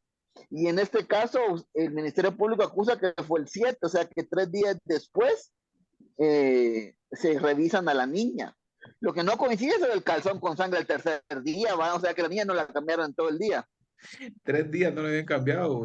Ni pañal ni nada, ¿va? No, eso sí no tiene lógica, ¿va? Pero el tema y lo del embalaje del calzón, bueno, pero el tema es eso de que no se sabe literalmente cuánto es reciente, si menos de 24 o 48. Entonces eso no lo dijo el médico forense. Y yo lo revisé en sus anotaciones y no lo dijo. Sí, Entonces, la intención ahorita en esta etapa es que definitivamente hay deficiencias. Lo que nos interesa es poder demostrar, el Ministerio Público logró pues enderezar con sus argumentos ¿Logró defender su plataforma fáctica o defensa logró destruir sus argumentos y desestabilizar la plataforma fáctica? Ahorita examinar el proceso y el diligenciamiento de prueba, pues no es objeto de la competencia, sino si el desempeño de no, los litigantes. es que pues aquí, esa tiene razón. No, yo creo que el tema que no discutieron el tema de la exploración reciente. Eso fue un tema que es una pregunta esencial para poder resolver esta duda realmente entre que a favor del sindicato, hay la duda a favor al sindicato porque no se puede determinar literalmente si esa exploración dura menor de 24, 48 o 30 o 72 horas, que en este caso serían 72 horas. Y si la teoría refiere, y eso sí es cierto, que si dura una exploración entre 24 y 48. O sea que yo estaba viendo la fecha, esto creo que fue sábado. Entonces, y la niña le evaluaron hasta el martes, domingo, lunes, habían pasado casi 3 días desde que se evaluó. Entonces no coincide y lo que había que determinar como MP es que esta exploración que coincide con la fecha, con la hora de la que la niña estaba con eso, porque ahí pudo haber sido cualquier otra persona de acuerdo con una prueba científica. La declaración tiene razón, pero no se, y lo que la niña señala que el bubo, porque sí, y que no lo señaló, pero con lo que ella dice para mí está bien, pero lo que no cuadra es la prueba científica. Eso no coincide en lo que se le acusa al señor. Por esos 3 días de diferencia entre evaluación médico-forense y los hechos. Si ustedes se hubieran... Perdón, Marvin, perdón, pensé que ya habías terminado, perdón. No, está bien, pero con eso se hubieran aclarado o se hubiera determinado en qué hora, por lo menos en data de cuántas horas era la violación, se hubiera podido encuadrar un poco mejor en la sentencia en contra del señor. Da cólera, pero así pasó. Y así pasa Navidad a la voz. Sí, yo creo que tal vez en cuanto a estrategia de planteamiento del caso del MP, justo, o sea, yo me centraría más en que pudieron haber de una vez, no sé si expuesto e intentado corregir lo más que se pudiera ese temita, decir, bueno, sí, 72 horas, pero fue de sábado a martes, o sea, sábado, domingo, existen circunstancias específicas, no sé, o sea, como decir, la verdad es que sí es reciente. Para mí, sí pudieron haber dicho que existe o haber denotado una forma de decir, esto es reciente por A, B, C y D, y a buscar estudios, a buscar lo que sea. Pero creo que es uno de los tantos temitas que deja el caso. A mí el caso me gustó mucho precisamente porque está bien abierto y que de eso se tratan estas competencias, ¿no? Es decir, atacar 5 o 6 puntos y que ellos ataquen del más fuerte al más débil y ese pues por ahí faltó. Entonces, pero sí, súper y gracias por la invitación. Yo estoy encantado con la actividad. Gracias, maestro. Ahorita, pues, la intención es de que ustedes, pues, puedan tomar la decisión de el desempeño de los litigantes y en base a ello, ¿qué equipo gana? ¿Sí? No sé si quieren pues, organizar quién da el resultado, o pues también pues decirlo ahorita para poder ver quién va a dar crítica para un grupo o si los dos van a dar crítica para los dos grupos. Gracias. Tal vez iniciando. Ahorita decimos quién gana, ¿verdad? Sí, sí. Ujú. ¿Y por qué qué? difícil. Yo lo sentí parejo por cómo venía el caso. Sí, venían como varias cositas que el MP hizo allá a medias, entonces siento que está bien difícil, se prepararon re bien los dos equipos. Creo que Lick Marvin ya tiene más o menos quién podría ir ganando, no sé si sobre eso podemos ir empezando. Sí, miren, yo soy fiscal y sí me duele el caso porque sí trabajé, pero yo sí hubiera absuelto al señor y lamentablemente es tan complicada esa parte, pero ese artículo que está, 388 del Código Procesal dice que la sentencia no puede haber acreditado otros hechos o otras circunstancias de los descritos en la acusación. Y como la acusación dice que fue el 7, realmente no se puede determinar si el hecho fue el 10, posiblemente puede haber sido otra persona. Creo que es un problema relativamente técnico, no que el autor no sea eso, pero es un requisito de fondo que se afecta a todo el proceso. Entonces, para mí, Marvin, ¿sí? sí, solo una pregunta. Usted, ¿Sí? lo que cuestan estas competencias es como que, pues siento yo, y ustedes corríjame cómo lo vemos, pero siento que es extraernos del caso. O sea, para mí leyendo el caso, no sé si la postura es, o sea, leyendo el caso ya hay un ganador. Y yo creo que leyendo el caso el ganador es la defensa. Y eso es lo que me está costando a mí decir, ¿Quién lo hizo mejor? ¿Quién Por las argumentó mejor? deficiencias, o sea, las deficiencias del caso. Sí, porque las Obviamente, deficiencias del caso son del caso, no de los son para eso. litigantes. Ajá. No, Ajá, pero yo por creo que ejemplo, a veces a uno como lo fiscal que- le dicen, mira, te tengo que cubrir este debate. Y cuando uno llega, Anda con puchica, el esto. debate está mal trabajado, ¿ah? Ajá. Y pues medio uno mira que cómo rescata todo este aspecto. Entonces, esa es la intención. Definitivamente pero si hablamos, el caso tiene errores, ¿verdad? Es que no, sí pero debe ser, digamos sí. de estrategia, creo que el tema que usted hubiera alegado el MP, hubiera defendido, es que si data menor, que el sí coincide la defloración reciente, data de 72 horas, que coincide con lo que dijo el señor y la niña, ¿va? Pero eso es lo que, y nadie lo dijo, lo que Sí, pasa es es que no se cierto. pueden inventar datos. por No eso, pueden inventar pero, datos. no, pero la teoría sí refiere que la defloración reciente puede ser menos de 24.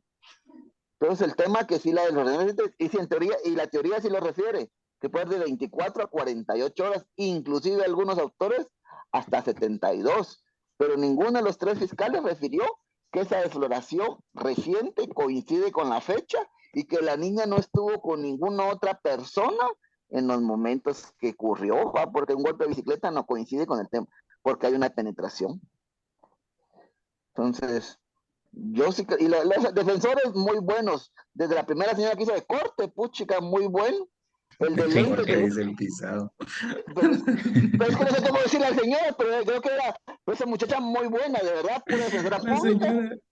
Y el cuate que de lentes, de último el MP, también muy cabrón para hablar sobre el tema de derecho internacional, hacer la referencia al control de convencionalidad. De él me parece muy bien, pero la defensa estuvo bastante bien. Mira qué interesante, no sé de dónde sacó aquella señora los 4 muñecos, que realmente sí son esos muñecos, ¿va? No sé de dónde trabajan, pero Sí, muy sí, buena. sí, sí, sí son esos muñecos, Sí, no, yo los usé. sí, sí, sí eran los muñecos originales anatómicos. Sí, entonces no sé de dónde se los sacó, pero muy buena esa estrategia de explicarle con los muñecos de dónde se le que, porque no señalaba, ¿va? Y tal vez como si son problemas del caso, pero la función de esos muñecos anatómicos es eso, y lo explicó muy bien. Pero eso de los muñecos ella se lo inventó porque no estaban entre lo que podían utilizar. No, y no se No, inventó lo que, nada, y no se inventó nada. Ella dijo, no lo hizo y mostró lo que pudo haber hecho el MP. Le Vaya, pero mostró el cómo MP, lo tuvo que haber por hecho. supuesto, pero el MP no se lo podía inventar que lo había hecho. lo que pasa, como no se sabe qué dijo la declaración, ese anticipo de prueba no Exacto, no se existe. sabe el anticipo, no O sea, sabemos si lo bien, bien, hizo. porque ahí dice ahí dice bubu, dice pipi, dice cucu. ¿Por qué el MP no lo aclaró con los muñecos anatómicos? No, lo Porque que no se pudo haber podían dicho, inventar cosas. sí, Sí, pero lo lo que que No, sí sí, sí, claro. O sea, yo creo que ahí se agarra la deficiencia y se explota la deficiencia Es que lo que mostrando pasa el es que error. yo soy MP y todas esas deficiencias van a estar castigándolos a ellos. Y siempre sí, van a perder. pero yo creo que por ahí los 3 minutos de réplica pudieron haberse usado de parte de quienes eran MP, decir, bueno, muy bonito y todo, pero es que eso sí se hizo. Lo que pasa Pero es que no no consta podían en el hacerlo caso. porque estaban fuera de las reglas. Decir si lo hicimos era inventarse algo. Ellos se tenían que ceñir solo a eso. No Muy sé, bien. yo creo que pudieron Pero está haber bien. explotado de vuelta ahí, pero Sí, de yo la plano, verdad aquí ya sigo, somos otros defensores, ¿ah? Oscar defendiendo al grupo número 1, yo defendiendo al grupo número 3. Así que Sí, vamos a regresar a la sala. Perdón, Estuardo, ¿hay empate o no hay empate? ¿Coincidís con Marvin? de mi parte hay empate, pero como somos dos, no sé cómo lo ve Lick Marvin y O sea, ¿vos crees que MP ganaría? no sé. No sé, es que creo que los recursos que usó la defensa, algunos me gustaron, otros no. pero creo que de repente, no sé cómo desempatar, pero Lick Marvin, ¿qué piensa? ¿Gana la Es defensa? que, mira, yo soy siempre MP, ¿va? Pero el tema es de que, y ese caso sí me da cólera, porque realmente a veces no le pone sentimiento a los casos, pero me deja un poco que desear los fondos del proceso. Creo que hubo que haber discutido un poco el tema de cómo coincide la declaración reciente con el señor y con las fechas. El tema de las fechas es una cosa bien complicado.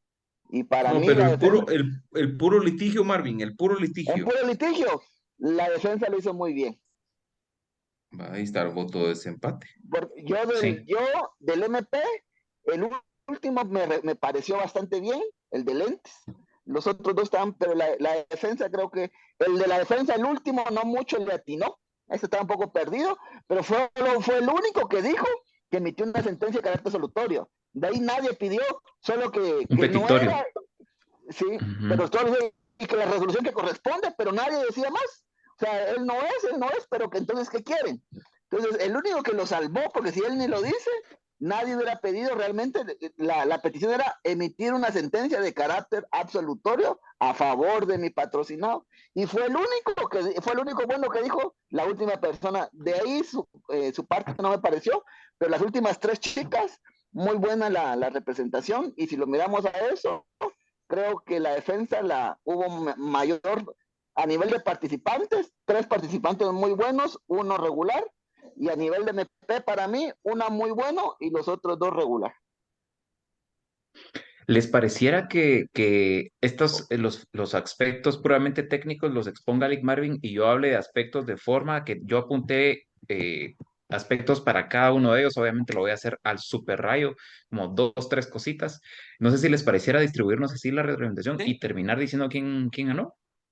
sí, sí, sí, sí.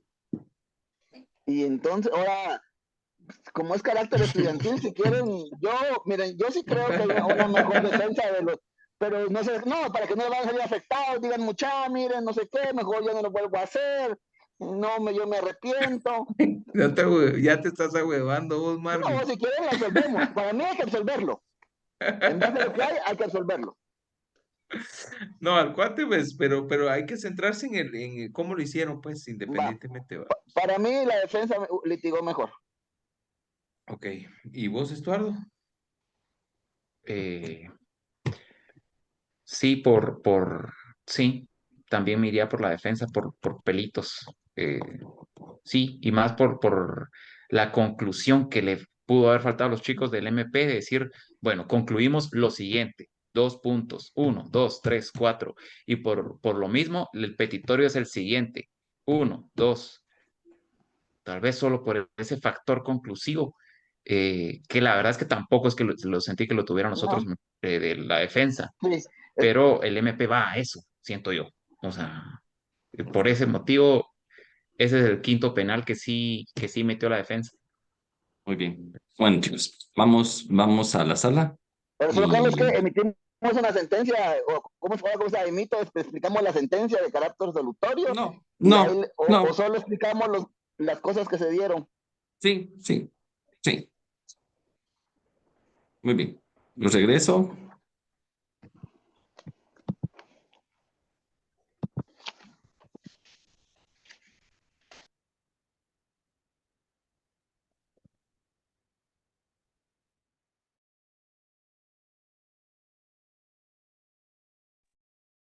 Muy buenas noches. Les agradecemos a todos su tiempo, su paciencia. Estamos por finalizar esta competencia, esta primera competencia interaulas, donde definitivamente creo que ahí les agradecemos a los que asistentes, exalumnos, alumnos, que pues enviaron sus comentarios de apoyo. De una otra manera, la dinámica es ir experimentando lo que es realmente una audiencia y definitivamente también esta parte de deliberación es también algo que como fiscales hemos vivido cuando terminamos nuestras conclusiones, la réplica, la dúplica y bueno, dice el tribunal, vamos a deliberar, vamos a reunirnos en sesión secreta y entonces ya uno también los nervios es parte de eso y creo que en este momento tanto los participantes como los asistentes están con la curiosidad de saber cuál es el resultado. Y para ello, pues les quiero agradecer a los 2 jueces que nos acompañan esta noche. Nos hemos tardado un poco porque hubo una discusión muy enriquecedora. Definitivamente el resultado muy cerrado, y eso es lo que nos hizo debatir, bueno, a ellos debatir más tiempo, y por eso es que nos tardamos un poco. Pero sin más ánimos de dilatar el resultado, maestro Rivera.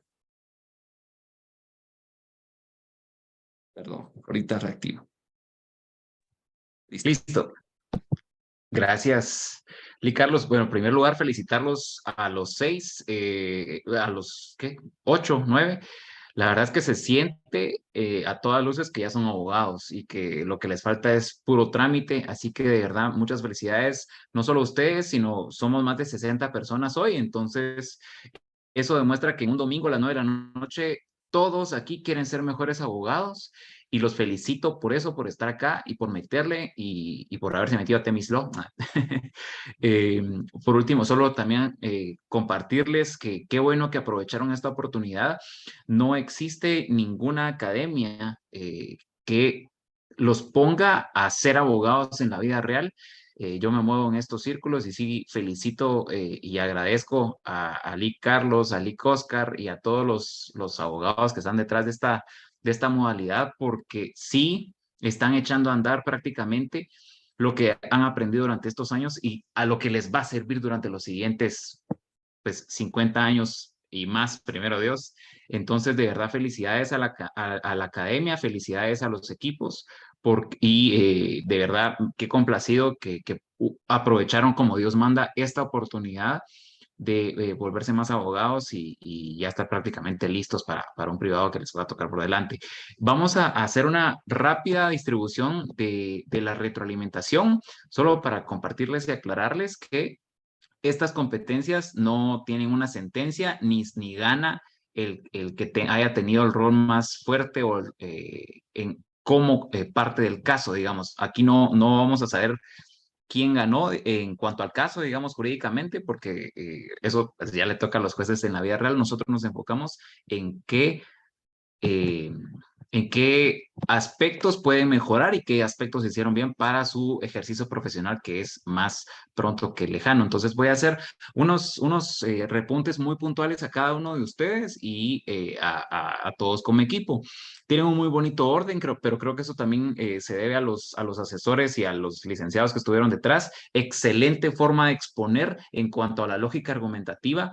De manera general, ya saben ahora cómo pararse ante una audiencia y establecer cómo es que se tiene que estructurar algo antes de parar a decirlo, que muchas veces en materia penal no se hace porque todo es así. Cuando les toca hacer parte MP, llegan, lo leen en 10 minutos y ahí tienen que, pues ya al menos esto les da un chip, o igual es cuando les toca defensa, ya sea pública o pues a través de representantes contratados por el sindicado, por el agresor en este caso, ¿no? El caso bien interesante, bien abordado aparte de todos. Me gustó el vocabulario técnico que utilizó Gloria al principio. Mercedes, lo único que te recomendaría es no leerlo como suele hacerse. Cambiemos ya este chip de cómo se utilizan las lecturas en los debates penales, que se escucha como que si fuera un acta que solo se paran a leer. Pues por ahí cuidadito, eso ya ha venido cambiando con fiscales como los que hoy tenemos.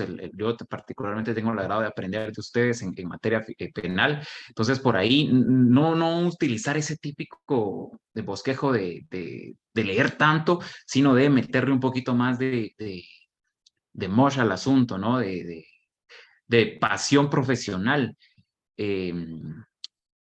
También en materia formal, digamos, de cómo presentarse, Gabriel, me gustó mucho. Solo ojo que para mí, Gabriel, pudiste y debiste haber terminado como cualquier abogado en este momento, con un petitorio fuerte y con unas conclusiones de decir por todo lo anterior A, B, C y D. En el mismo sentido, me hubiera gustado escuchar del MP que hubieran agarrado digamos, conclusiones que arrojaron las pruebas. Entonces, la prueba A, B y C, que fue esta y esta y esta, concluye lo siguiente: 1, 2, 3. Por lo tanto, esta persona es culpable, a lo que caemos al siguiente petitorio: darle tantos años de prisión, hacer esto. ¿Sí? Ese cierre creo que es importante siempre. Respecto al equipo que pasó como representantes de la defensa, María Cecilia. Me gustó mucho la forma en que utilizaste el argumento de la individualización del agresor. Me pareció bastante profesional, técnico y muy encasillado en lo que correspondería en representar a una defensa. El embalaje de las pruebas, me gustó también ese abordaje que hiciste. Y en general, aquí lo apunté, pero esto es para todos. Excelente perspectiva de derechos humanos, tanto de Ministerio Público como de Defensa Pública. Yo no sé si eso también es parte del pensum que reciben en Temis Law, pero esto falta muchísimo en materia penal en Guatemala y no ocurrió en este debate, que tienen bagaje de derechos humanos importantísimo, como lo hicieron ver.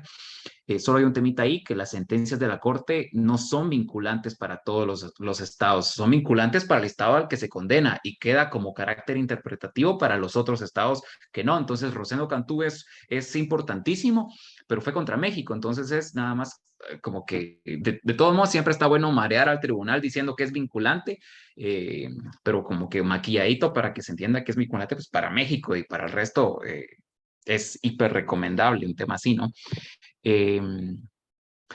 De Valesca me gustó también, tuviste un ataque al proceso y no al agente fiscal. Por ahí lo que me sentí que pudo haber mejorado en la defensa es meterle argumentos o estudios técnicos que fortalecieran el ataque y no solo atacar directamente. Es fácil atacar en este aspecto cuando tienen un caso como el que les tocó de ese lado.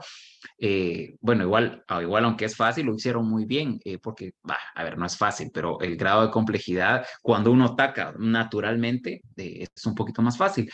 Si le meten un poquito de estudios o, por ejemplo, el tema de, bueno, no es reciente o el Ministerio Público no habló sobre el tiempo, modo y forma, el tiempo particularmente.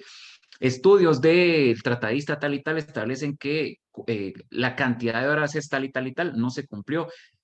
Meterle siempre un fundamento detrás que empuje el ataque.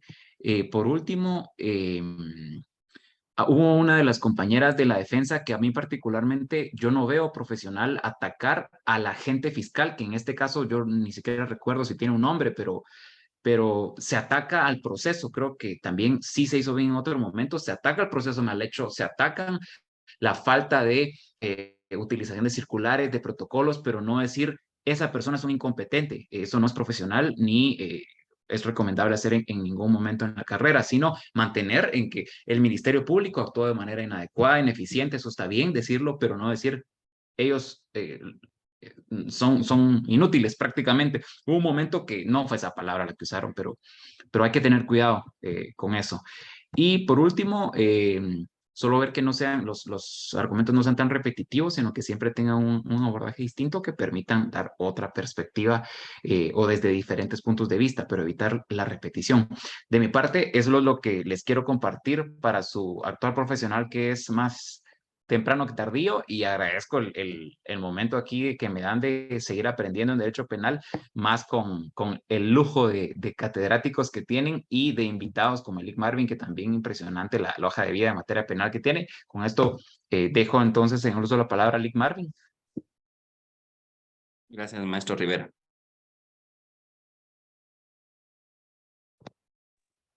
Ahí está. Buenas noches, mucho gusto. Es un placer poder compartir con ustedes. De antemano felicitarlos a ambos grupos, tanto fiscales como abogados defensores. Lo hicieron muy bien, tanto hasta que yo me sentía como que aludido cuando yo estuve en debate. Sí, más o menos, sí, ya tengo mi par de números ahí condenados, que me han de querer mucho allá guardando prisión, pero sí he tenido un par de señores que han guardado prisión de 32, 42 años y por ahí andan mis números, pero ha sido una bonita participación. Como le digo, yo sí traté de recordarme o cuando estoy en el debate, en los momentos que ustedes argumentan, y más o menos creo que lo hicieron, para mí lo hicieron bastante bien. Creo que es una parte inicial. El tema, lo que dijo el licenciado Estuardo, fue en una parte: nunca ataquen al fiscal, ataquen a la institución, porque eso ya lo vieron uno como, yo lo veo como algo tema personal, y algunas veces también yo lo tomo muy en serio al momento de mi réplica. Entonces, cuando lo ven como MP, yo lo veo tranquilo, pero no lo vean cuando dicen nivel fiscal, porque muchas veces ni el fiscal es el que lleva el caso, o hay un montón de situaciones administrativas dentro del MP, y a veces yo lo tomo muy en serio. Y eso, en mi réplica, me desahogo. 2, es cuando ustedes aprendan, porque eso ha sido pura práctica. El litigio penal es un tema que se aprende todos los días y cada caso nos enseña. No es lo mismo litigar con un abogado defensor que litigar con 10 y 10 sindicados y una estructura criminal. No es lo mismo litigar de 1 a 1 que con 10 abogados, cada quien tiene su criterio. También me pongo nervioso, no se lo niego al momento del debate, pero los nervios se me pasan ya cuando uno conoce el proceso. Pero cuando ves un montón de gente y uno solito, uno dice qué vamos a hacer, pero algo hay que hacer. El tema del debate es un tema de un rompecabezas. Ese rompecabezas comienza con un juego de estrategia del ofrecimiento de pruebas, que esto es una parte que no se llegó, pero es comentarles que es un ofrecimiento de pruebas, porque ese juego de ajedrez usted va a ofrecer y va a poder jugar esas piezas en este debate que ustedes lo pudieron hacer. Y después van a formar ese rompecabezas con 3 partes que dijeron muy bien: la plataforma fáctica, probatoria y jurídica, porque esas tienen que encajar. Si una no encaja, por ejemplo, la fáctica no se puede comprobar con la probatoria, entonces no hay delito. O si la probatoria o la fáctica no coincide con la calificación jurídica, hay probabilidad que se cambie la calificación jurídica de acuerdo a criterios del tribunal, que es una facultad que ellos tienen y que acá se les recordar si uno quiere que cambie la calificación jurídica al momento de iniciar el debate, porque es una facultad que ellos tienen. A nivel procesal, el tema del caso fue complicado, un tema porque yo tuve casos parecidos. Yo fui fiscal de la mujer y niñez, así que vi muchos casos de violación y agresión sexual de niños, niñas, adolescentes y mujeres, así que yo me identifiqué muy bien con el caso de los que yo llevé. Un aspecto que comenzamos a discutir a nivel procesal y que creo que era una parte muy central, y que era una pregunta que no aparecía, pero era un tema que no era culpa de ustedes, pero sí era como que parte de la estrategia, es cuando dice la desfloración reciente. La teoría de los médicos forenses establece que una desfloración reciente puede datar de 24 a 48 horas. Inclusive algunos refieren hasta 72, pero eso es un poco complicado. Una vez pasadas 72 horas o 48, ya no se puede saber cuándo es una desfloración reciente. Entonces ya el médico forense establece que hay una desfloración. Si fueron 5 días, es antigua. Si fueron 4, es antigua. Una vez ya haya cicatrizado el himen, entonces no es posible determinar la fecha exacta de lo que ocurrió. Así que una parte creo que el MP sí debía haber podido insistir, era la parte de que esa desfloración reciente coincidía con la fecha en que se acusó al acusado, porque se cuenta que habían 3 días de diferencia, un sábado que se ocurre y un martes donde se dan los hechos. Así que era un momento que había que discutir en qué momento o cuánto pudo haber sido, si 24 o 48. Así que esa parte me deja un poco de dudas. Ustedes también refirieron un poco sobre si el médico tenía una especialización. Eso se tendría que haber discutido sobre la idoneidad del perito en el momento correspondiente. Regularmente todos los médicos forenses del INASIF son médicos forenses con una especialidad, así que ese no es argumento válido para que no sea, para que el tema de no haberla, que él no sea un perito idóneo. De los 3 días con el calzón, eso quedó un poco de discusión. En 3 días a la niña menor no le cambiaban el calzón, era un tema del proceso que había que discutir. Las fechas sí eran un poco interesantes de cambiarlas. El tema de la OMS y la diabetes, tiene razón la compañera, siempre y cuando usted se pueda comprobarle ante el tribunal con un perito y un profesional y una evaluación médica forense que el señor literalmente tenía una disfunción eréctil total. De lo contrario, porque lo que usted dijo también me lo dijeron varios abogados defensores, si no se puede, si no hay pruebas cómo lo determinar, la simple suposición no es validez para creer que tenga un problema de disfunción eréctil. Miren, algo muy interesante, recuerden que ustedes hablaban sobre El Código Penal determina, define que es la responsabilidad del acusado, del sindicado en el proceso penal, y esa responsabilidad depende también de las circunstancias agravantes y atenuantes del Código Penal, o sea, 24 y 25. Nadie platicó sobre las atenuantes ni agravantes.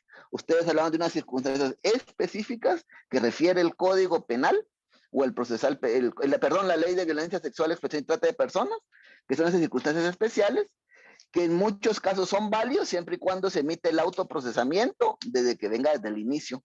En otras es criterio del juzgador, pero sí las atenuantes, cuando ustedes dieron la pena máxima, me parecía, pero en qué circunstancias agravantes del 24 se basaba el tribunal para emitir esos casos, esas circunstancias agravantes, o si había atenuantes. Un hecho de la violencia psicológica, miren, en este caso, como la menor tiene 9 años, independientemente de que exista violencia o no, la edad de la niña era fundamental, 9 años, y el delito refiere, siempre se cumple este delito, aunque la niña adolescente sea menor de 14 años.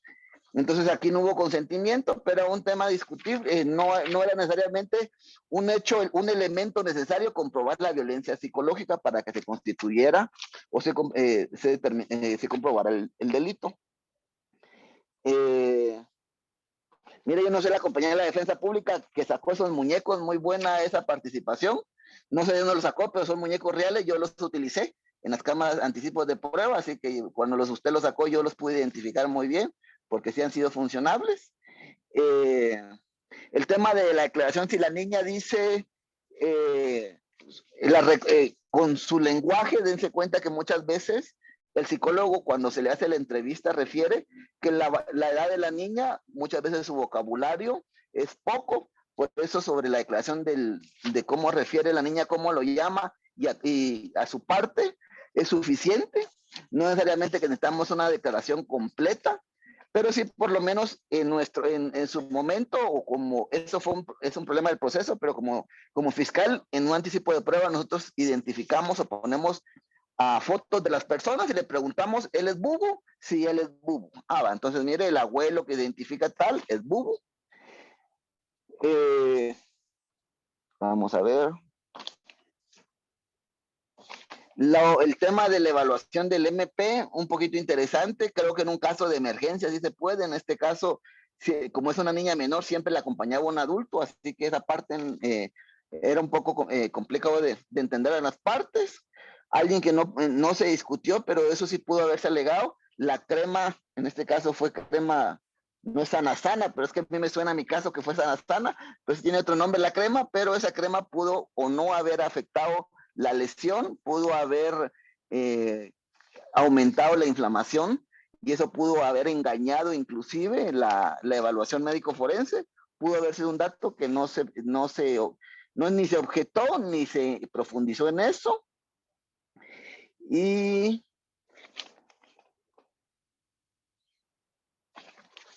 para concluir, decirles que las conclusiones es como la fresa en el pastel o la guinda del pastel.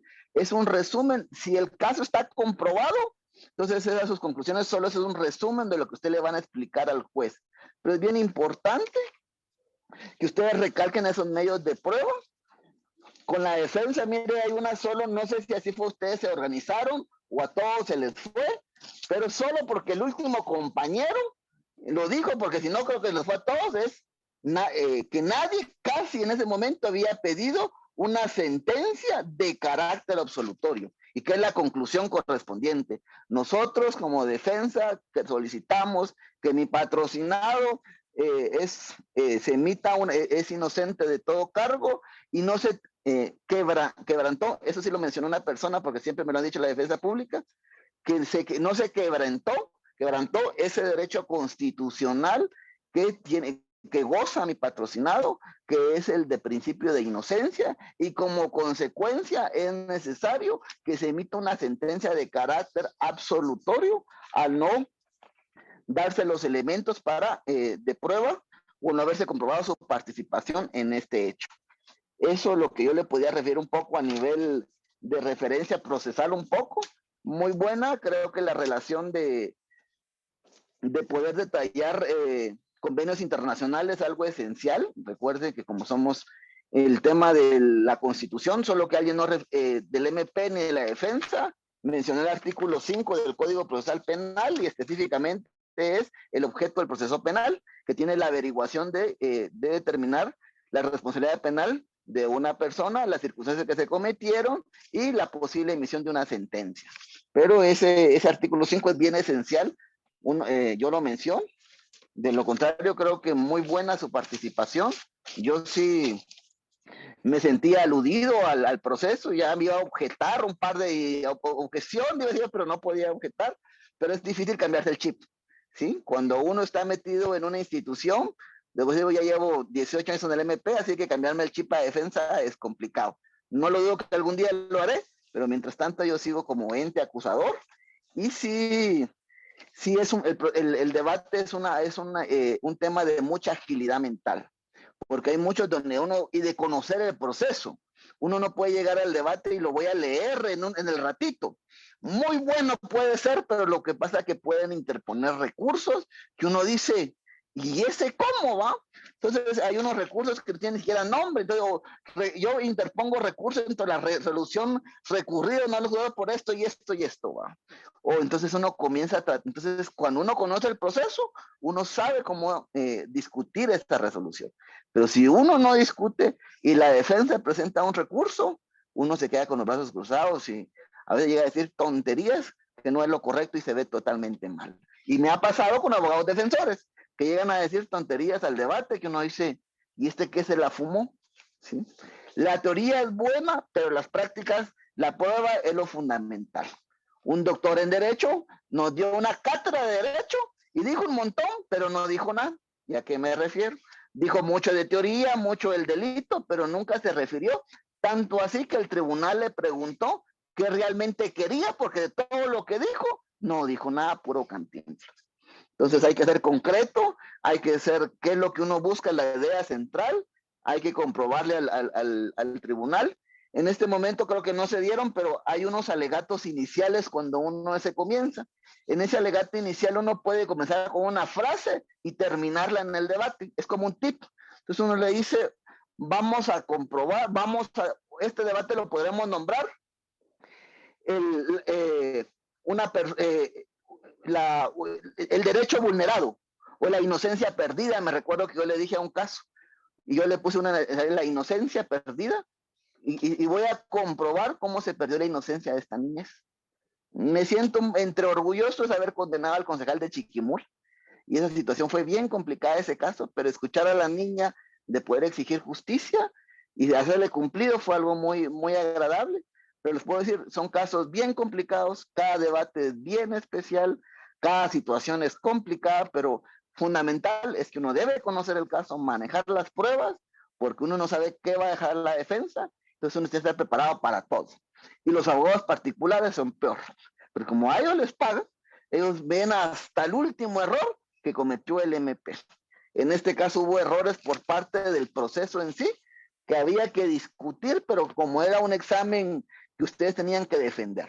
Entonces, habían cosas que no se pudo, tuvo que haber conocido más a profundidad, pero yo como perito, como fiscal, la pregunta esencial era, para comprobar al médico forense, era, cuando usted me habla de lesiones recientes, data de cuántas horas. Y sobre esas horas, esa pregunta era fundamental para saber qué tipo de sentencia se iba a obtener. Pero de lo contrario, muchas felicidades a todos. Excelente trabajo, sigan así, no critiquen a los fiscales, critiquen a la institución y ha sido un gusto estar el día de hoy con ustedes. Muchas gracias, maestro Orellana. Definitivamente, pues, las experiencias, los tips es lo que enriquece a los participantes y a los invitados. Me gustaría, maestro Rivera, que pudieras, pues, comentarnos ¿cuál fue la deliberación entre el juez Marvin Orellana y su persona en relación al resultado de la competencia del día de hoy?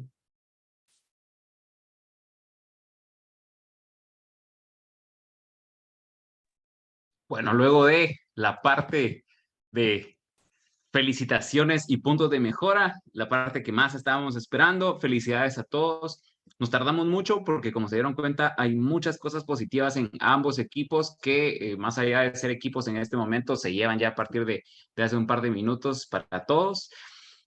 Súper reñido, así que yo les decía que fue por penales y fue por un penal, y el equipo que creemos que ha podido distribuir sus argumentos mejor por hoy, por un pelito, ha sido los representantes de la defensa. Así que felicidades a todos. Muchas gracias, maestro Rivera. Definitivamente, porque es una competencia, había que nombrar a un ganador. Eso no significa de que los dos equipos no lo hayan hecho bien. Al contrario, definitivamente fue bastante difícil. El licenciado Oscar hizo un gran trabajo con su grupo y estuvimos los dos presentes ahí tratando de escuchar el resultado, y nosotros también estábamos ansiosos. Pero teníamos que determinar una parte que pudiera, pues, considerarse ganadora, aunque creo que todos los participantes ganaron una experiencia muy enriquecedora, y que, así como decía el licenciado Orellana, los nervios, a pesar de la experiencia, cuando uno está en debate, siempre van a estar presentes. Y creo que uno los tiene que tomar como hasta un aliado, porque hasta a veces es rico sentir nervios, a veces es rico sentir esa emoción antes de la audiencia, y ya después uno los termina dominando, y eso también es un triunfo. Amigos, no me queda más que felicitar a los dos grupos. Para Temislao es un orgullo el poder considerar campeón al grupo número 3, que fue quien jugó el rol de la defensa, y también para el grupo número 3 ha sido un orgullo poder debatir, a pesar de los esfuerzos y dificultades que tuvieron el grupo número 1, el buen trabajo del licenciado Gabriel Chitic, de la licenciada Gloria Hernández y de la licenciada Mercedes Ventura. Felicitarlos por su excelente desempeño a la altura de una final de competencia. A todos agradecerles la compañía. Maestro Rivera, maestro Orellana, muchas gracias por acompañarnos hasta las 9:30 de la noche. Esperamos que la competición haya sido de su agrado y poderlos tener en un futuro muy cercano. A los invitados, el día de mañana repetimos este curso porque la vez pasada se llenó el cupo, y justamente por la modalidad de esta competición necesitábamos tener un cupo muy limitado. Todavía tenemos cupos para el curso del día de mañana. Los invitamos a que participen y que puedan aprender todos estos conocimientos, todas estas técnicas y experiencias que hemos podido visualizar en esta gran final. A todos les agradecemos su tiempo, que pasen feliz noche y un bendecido inicio de semana.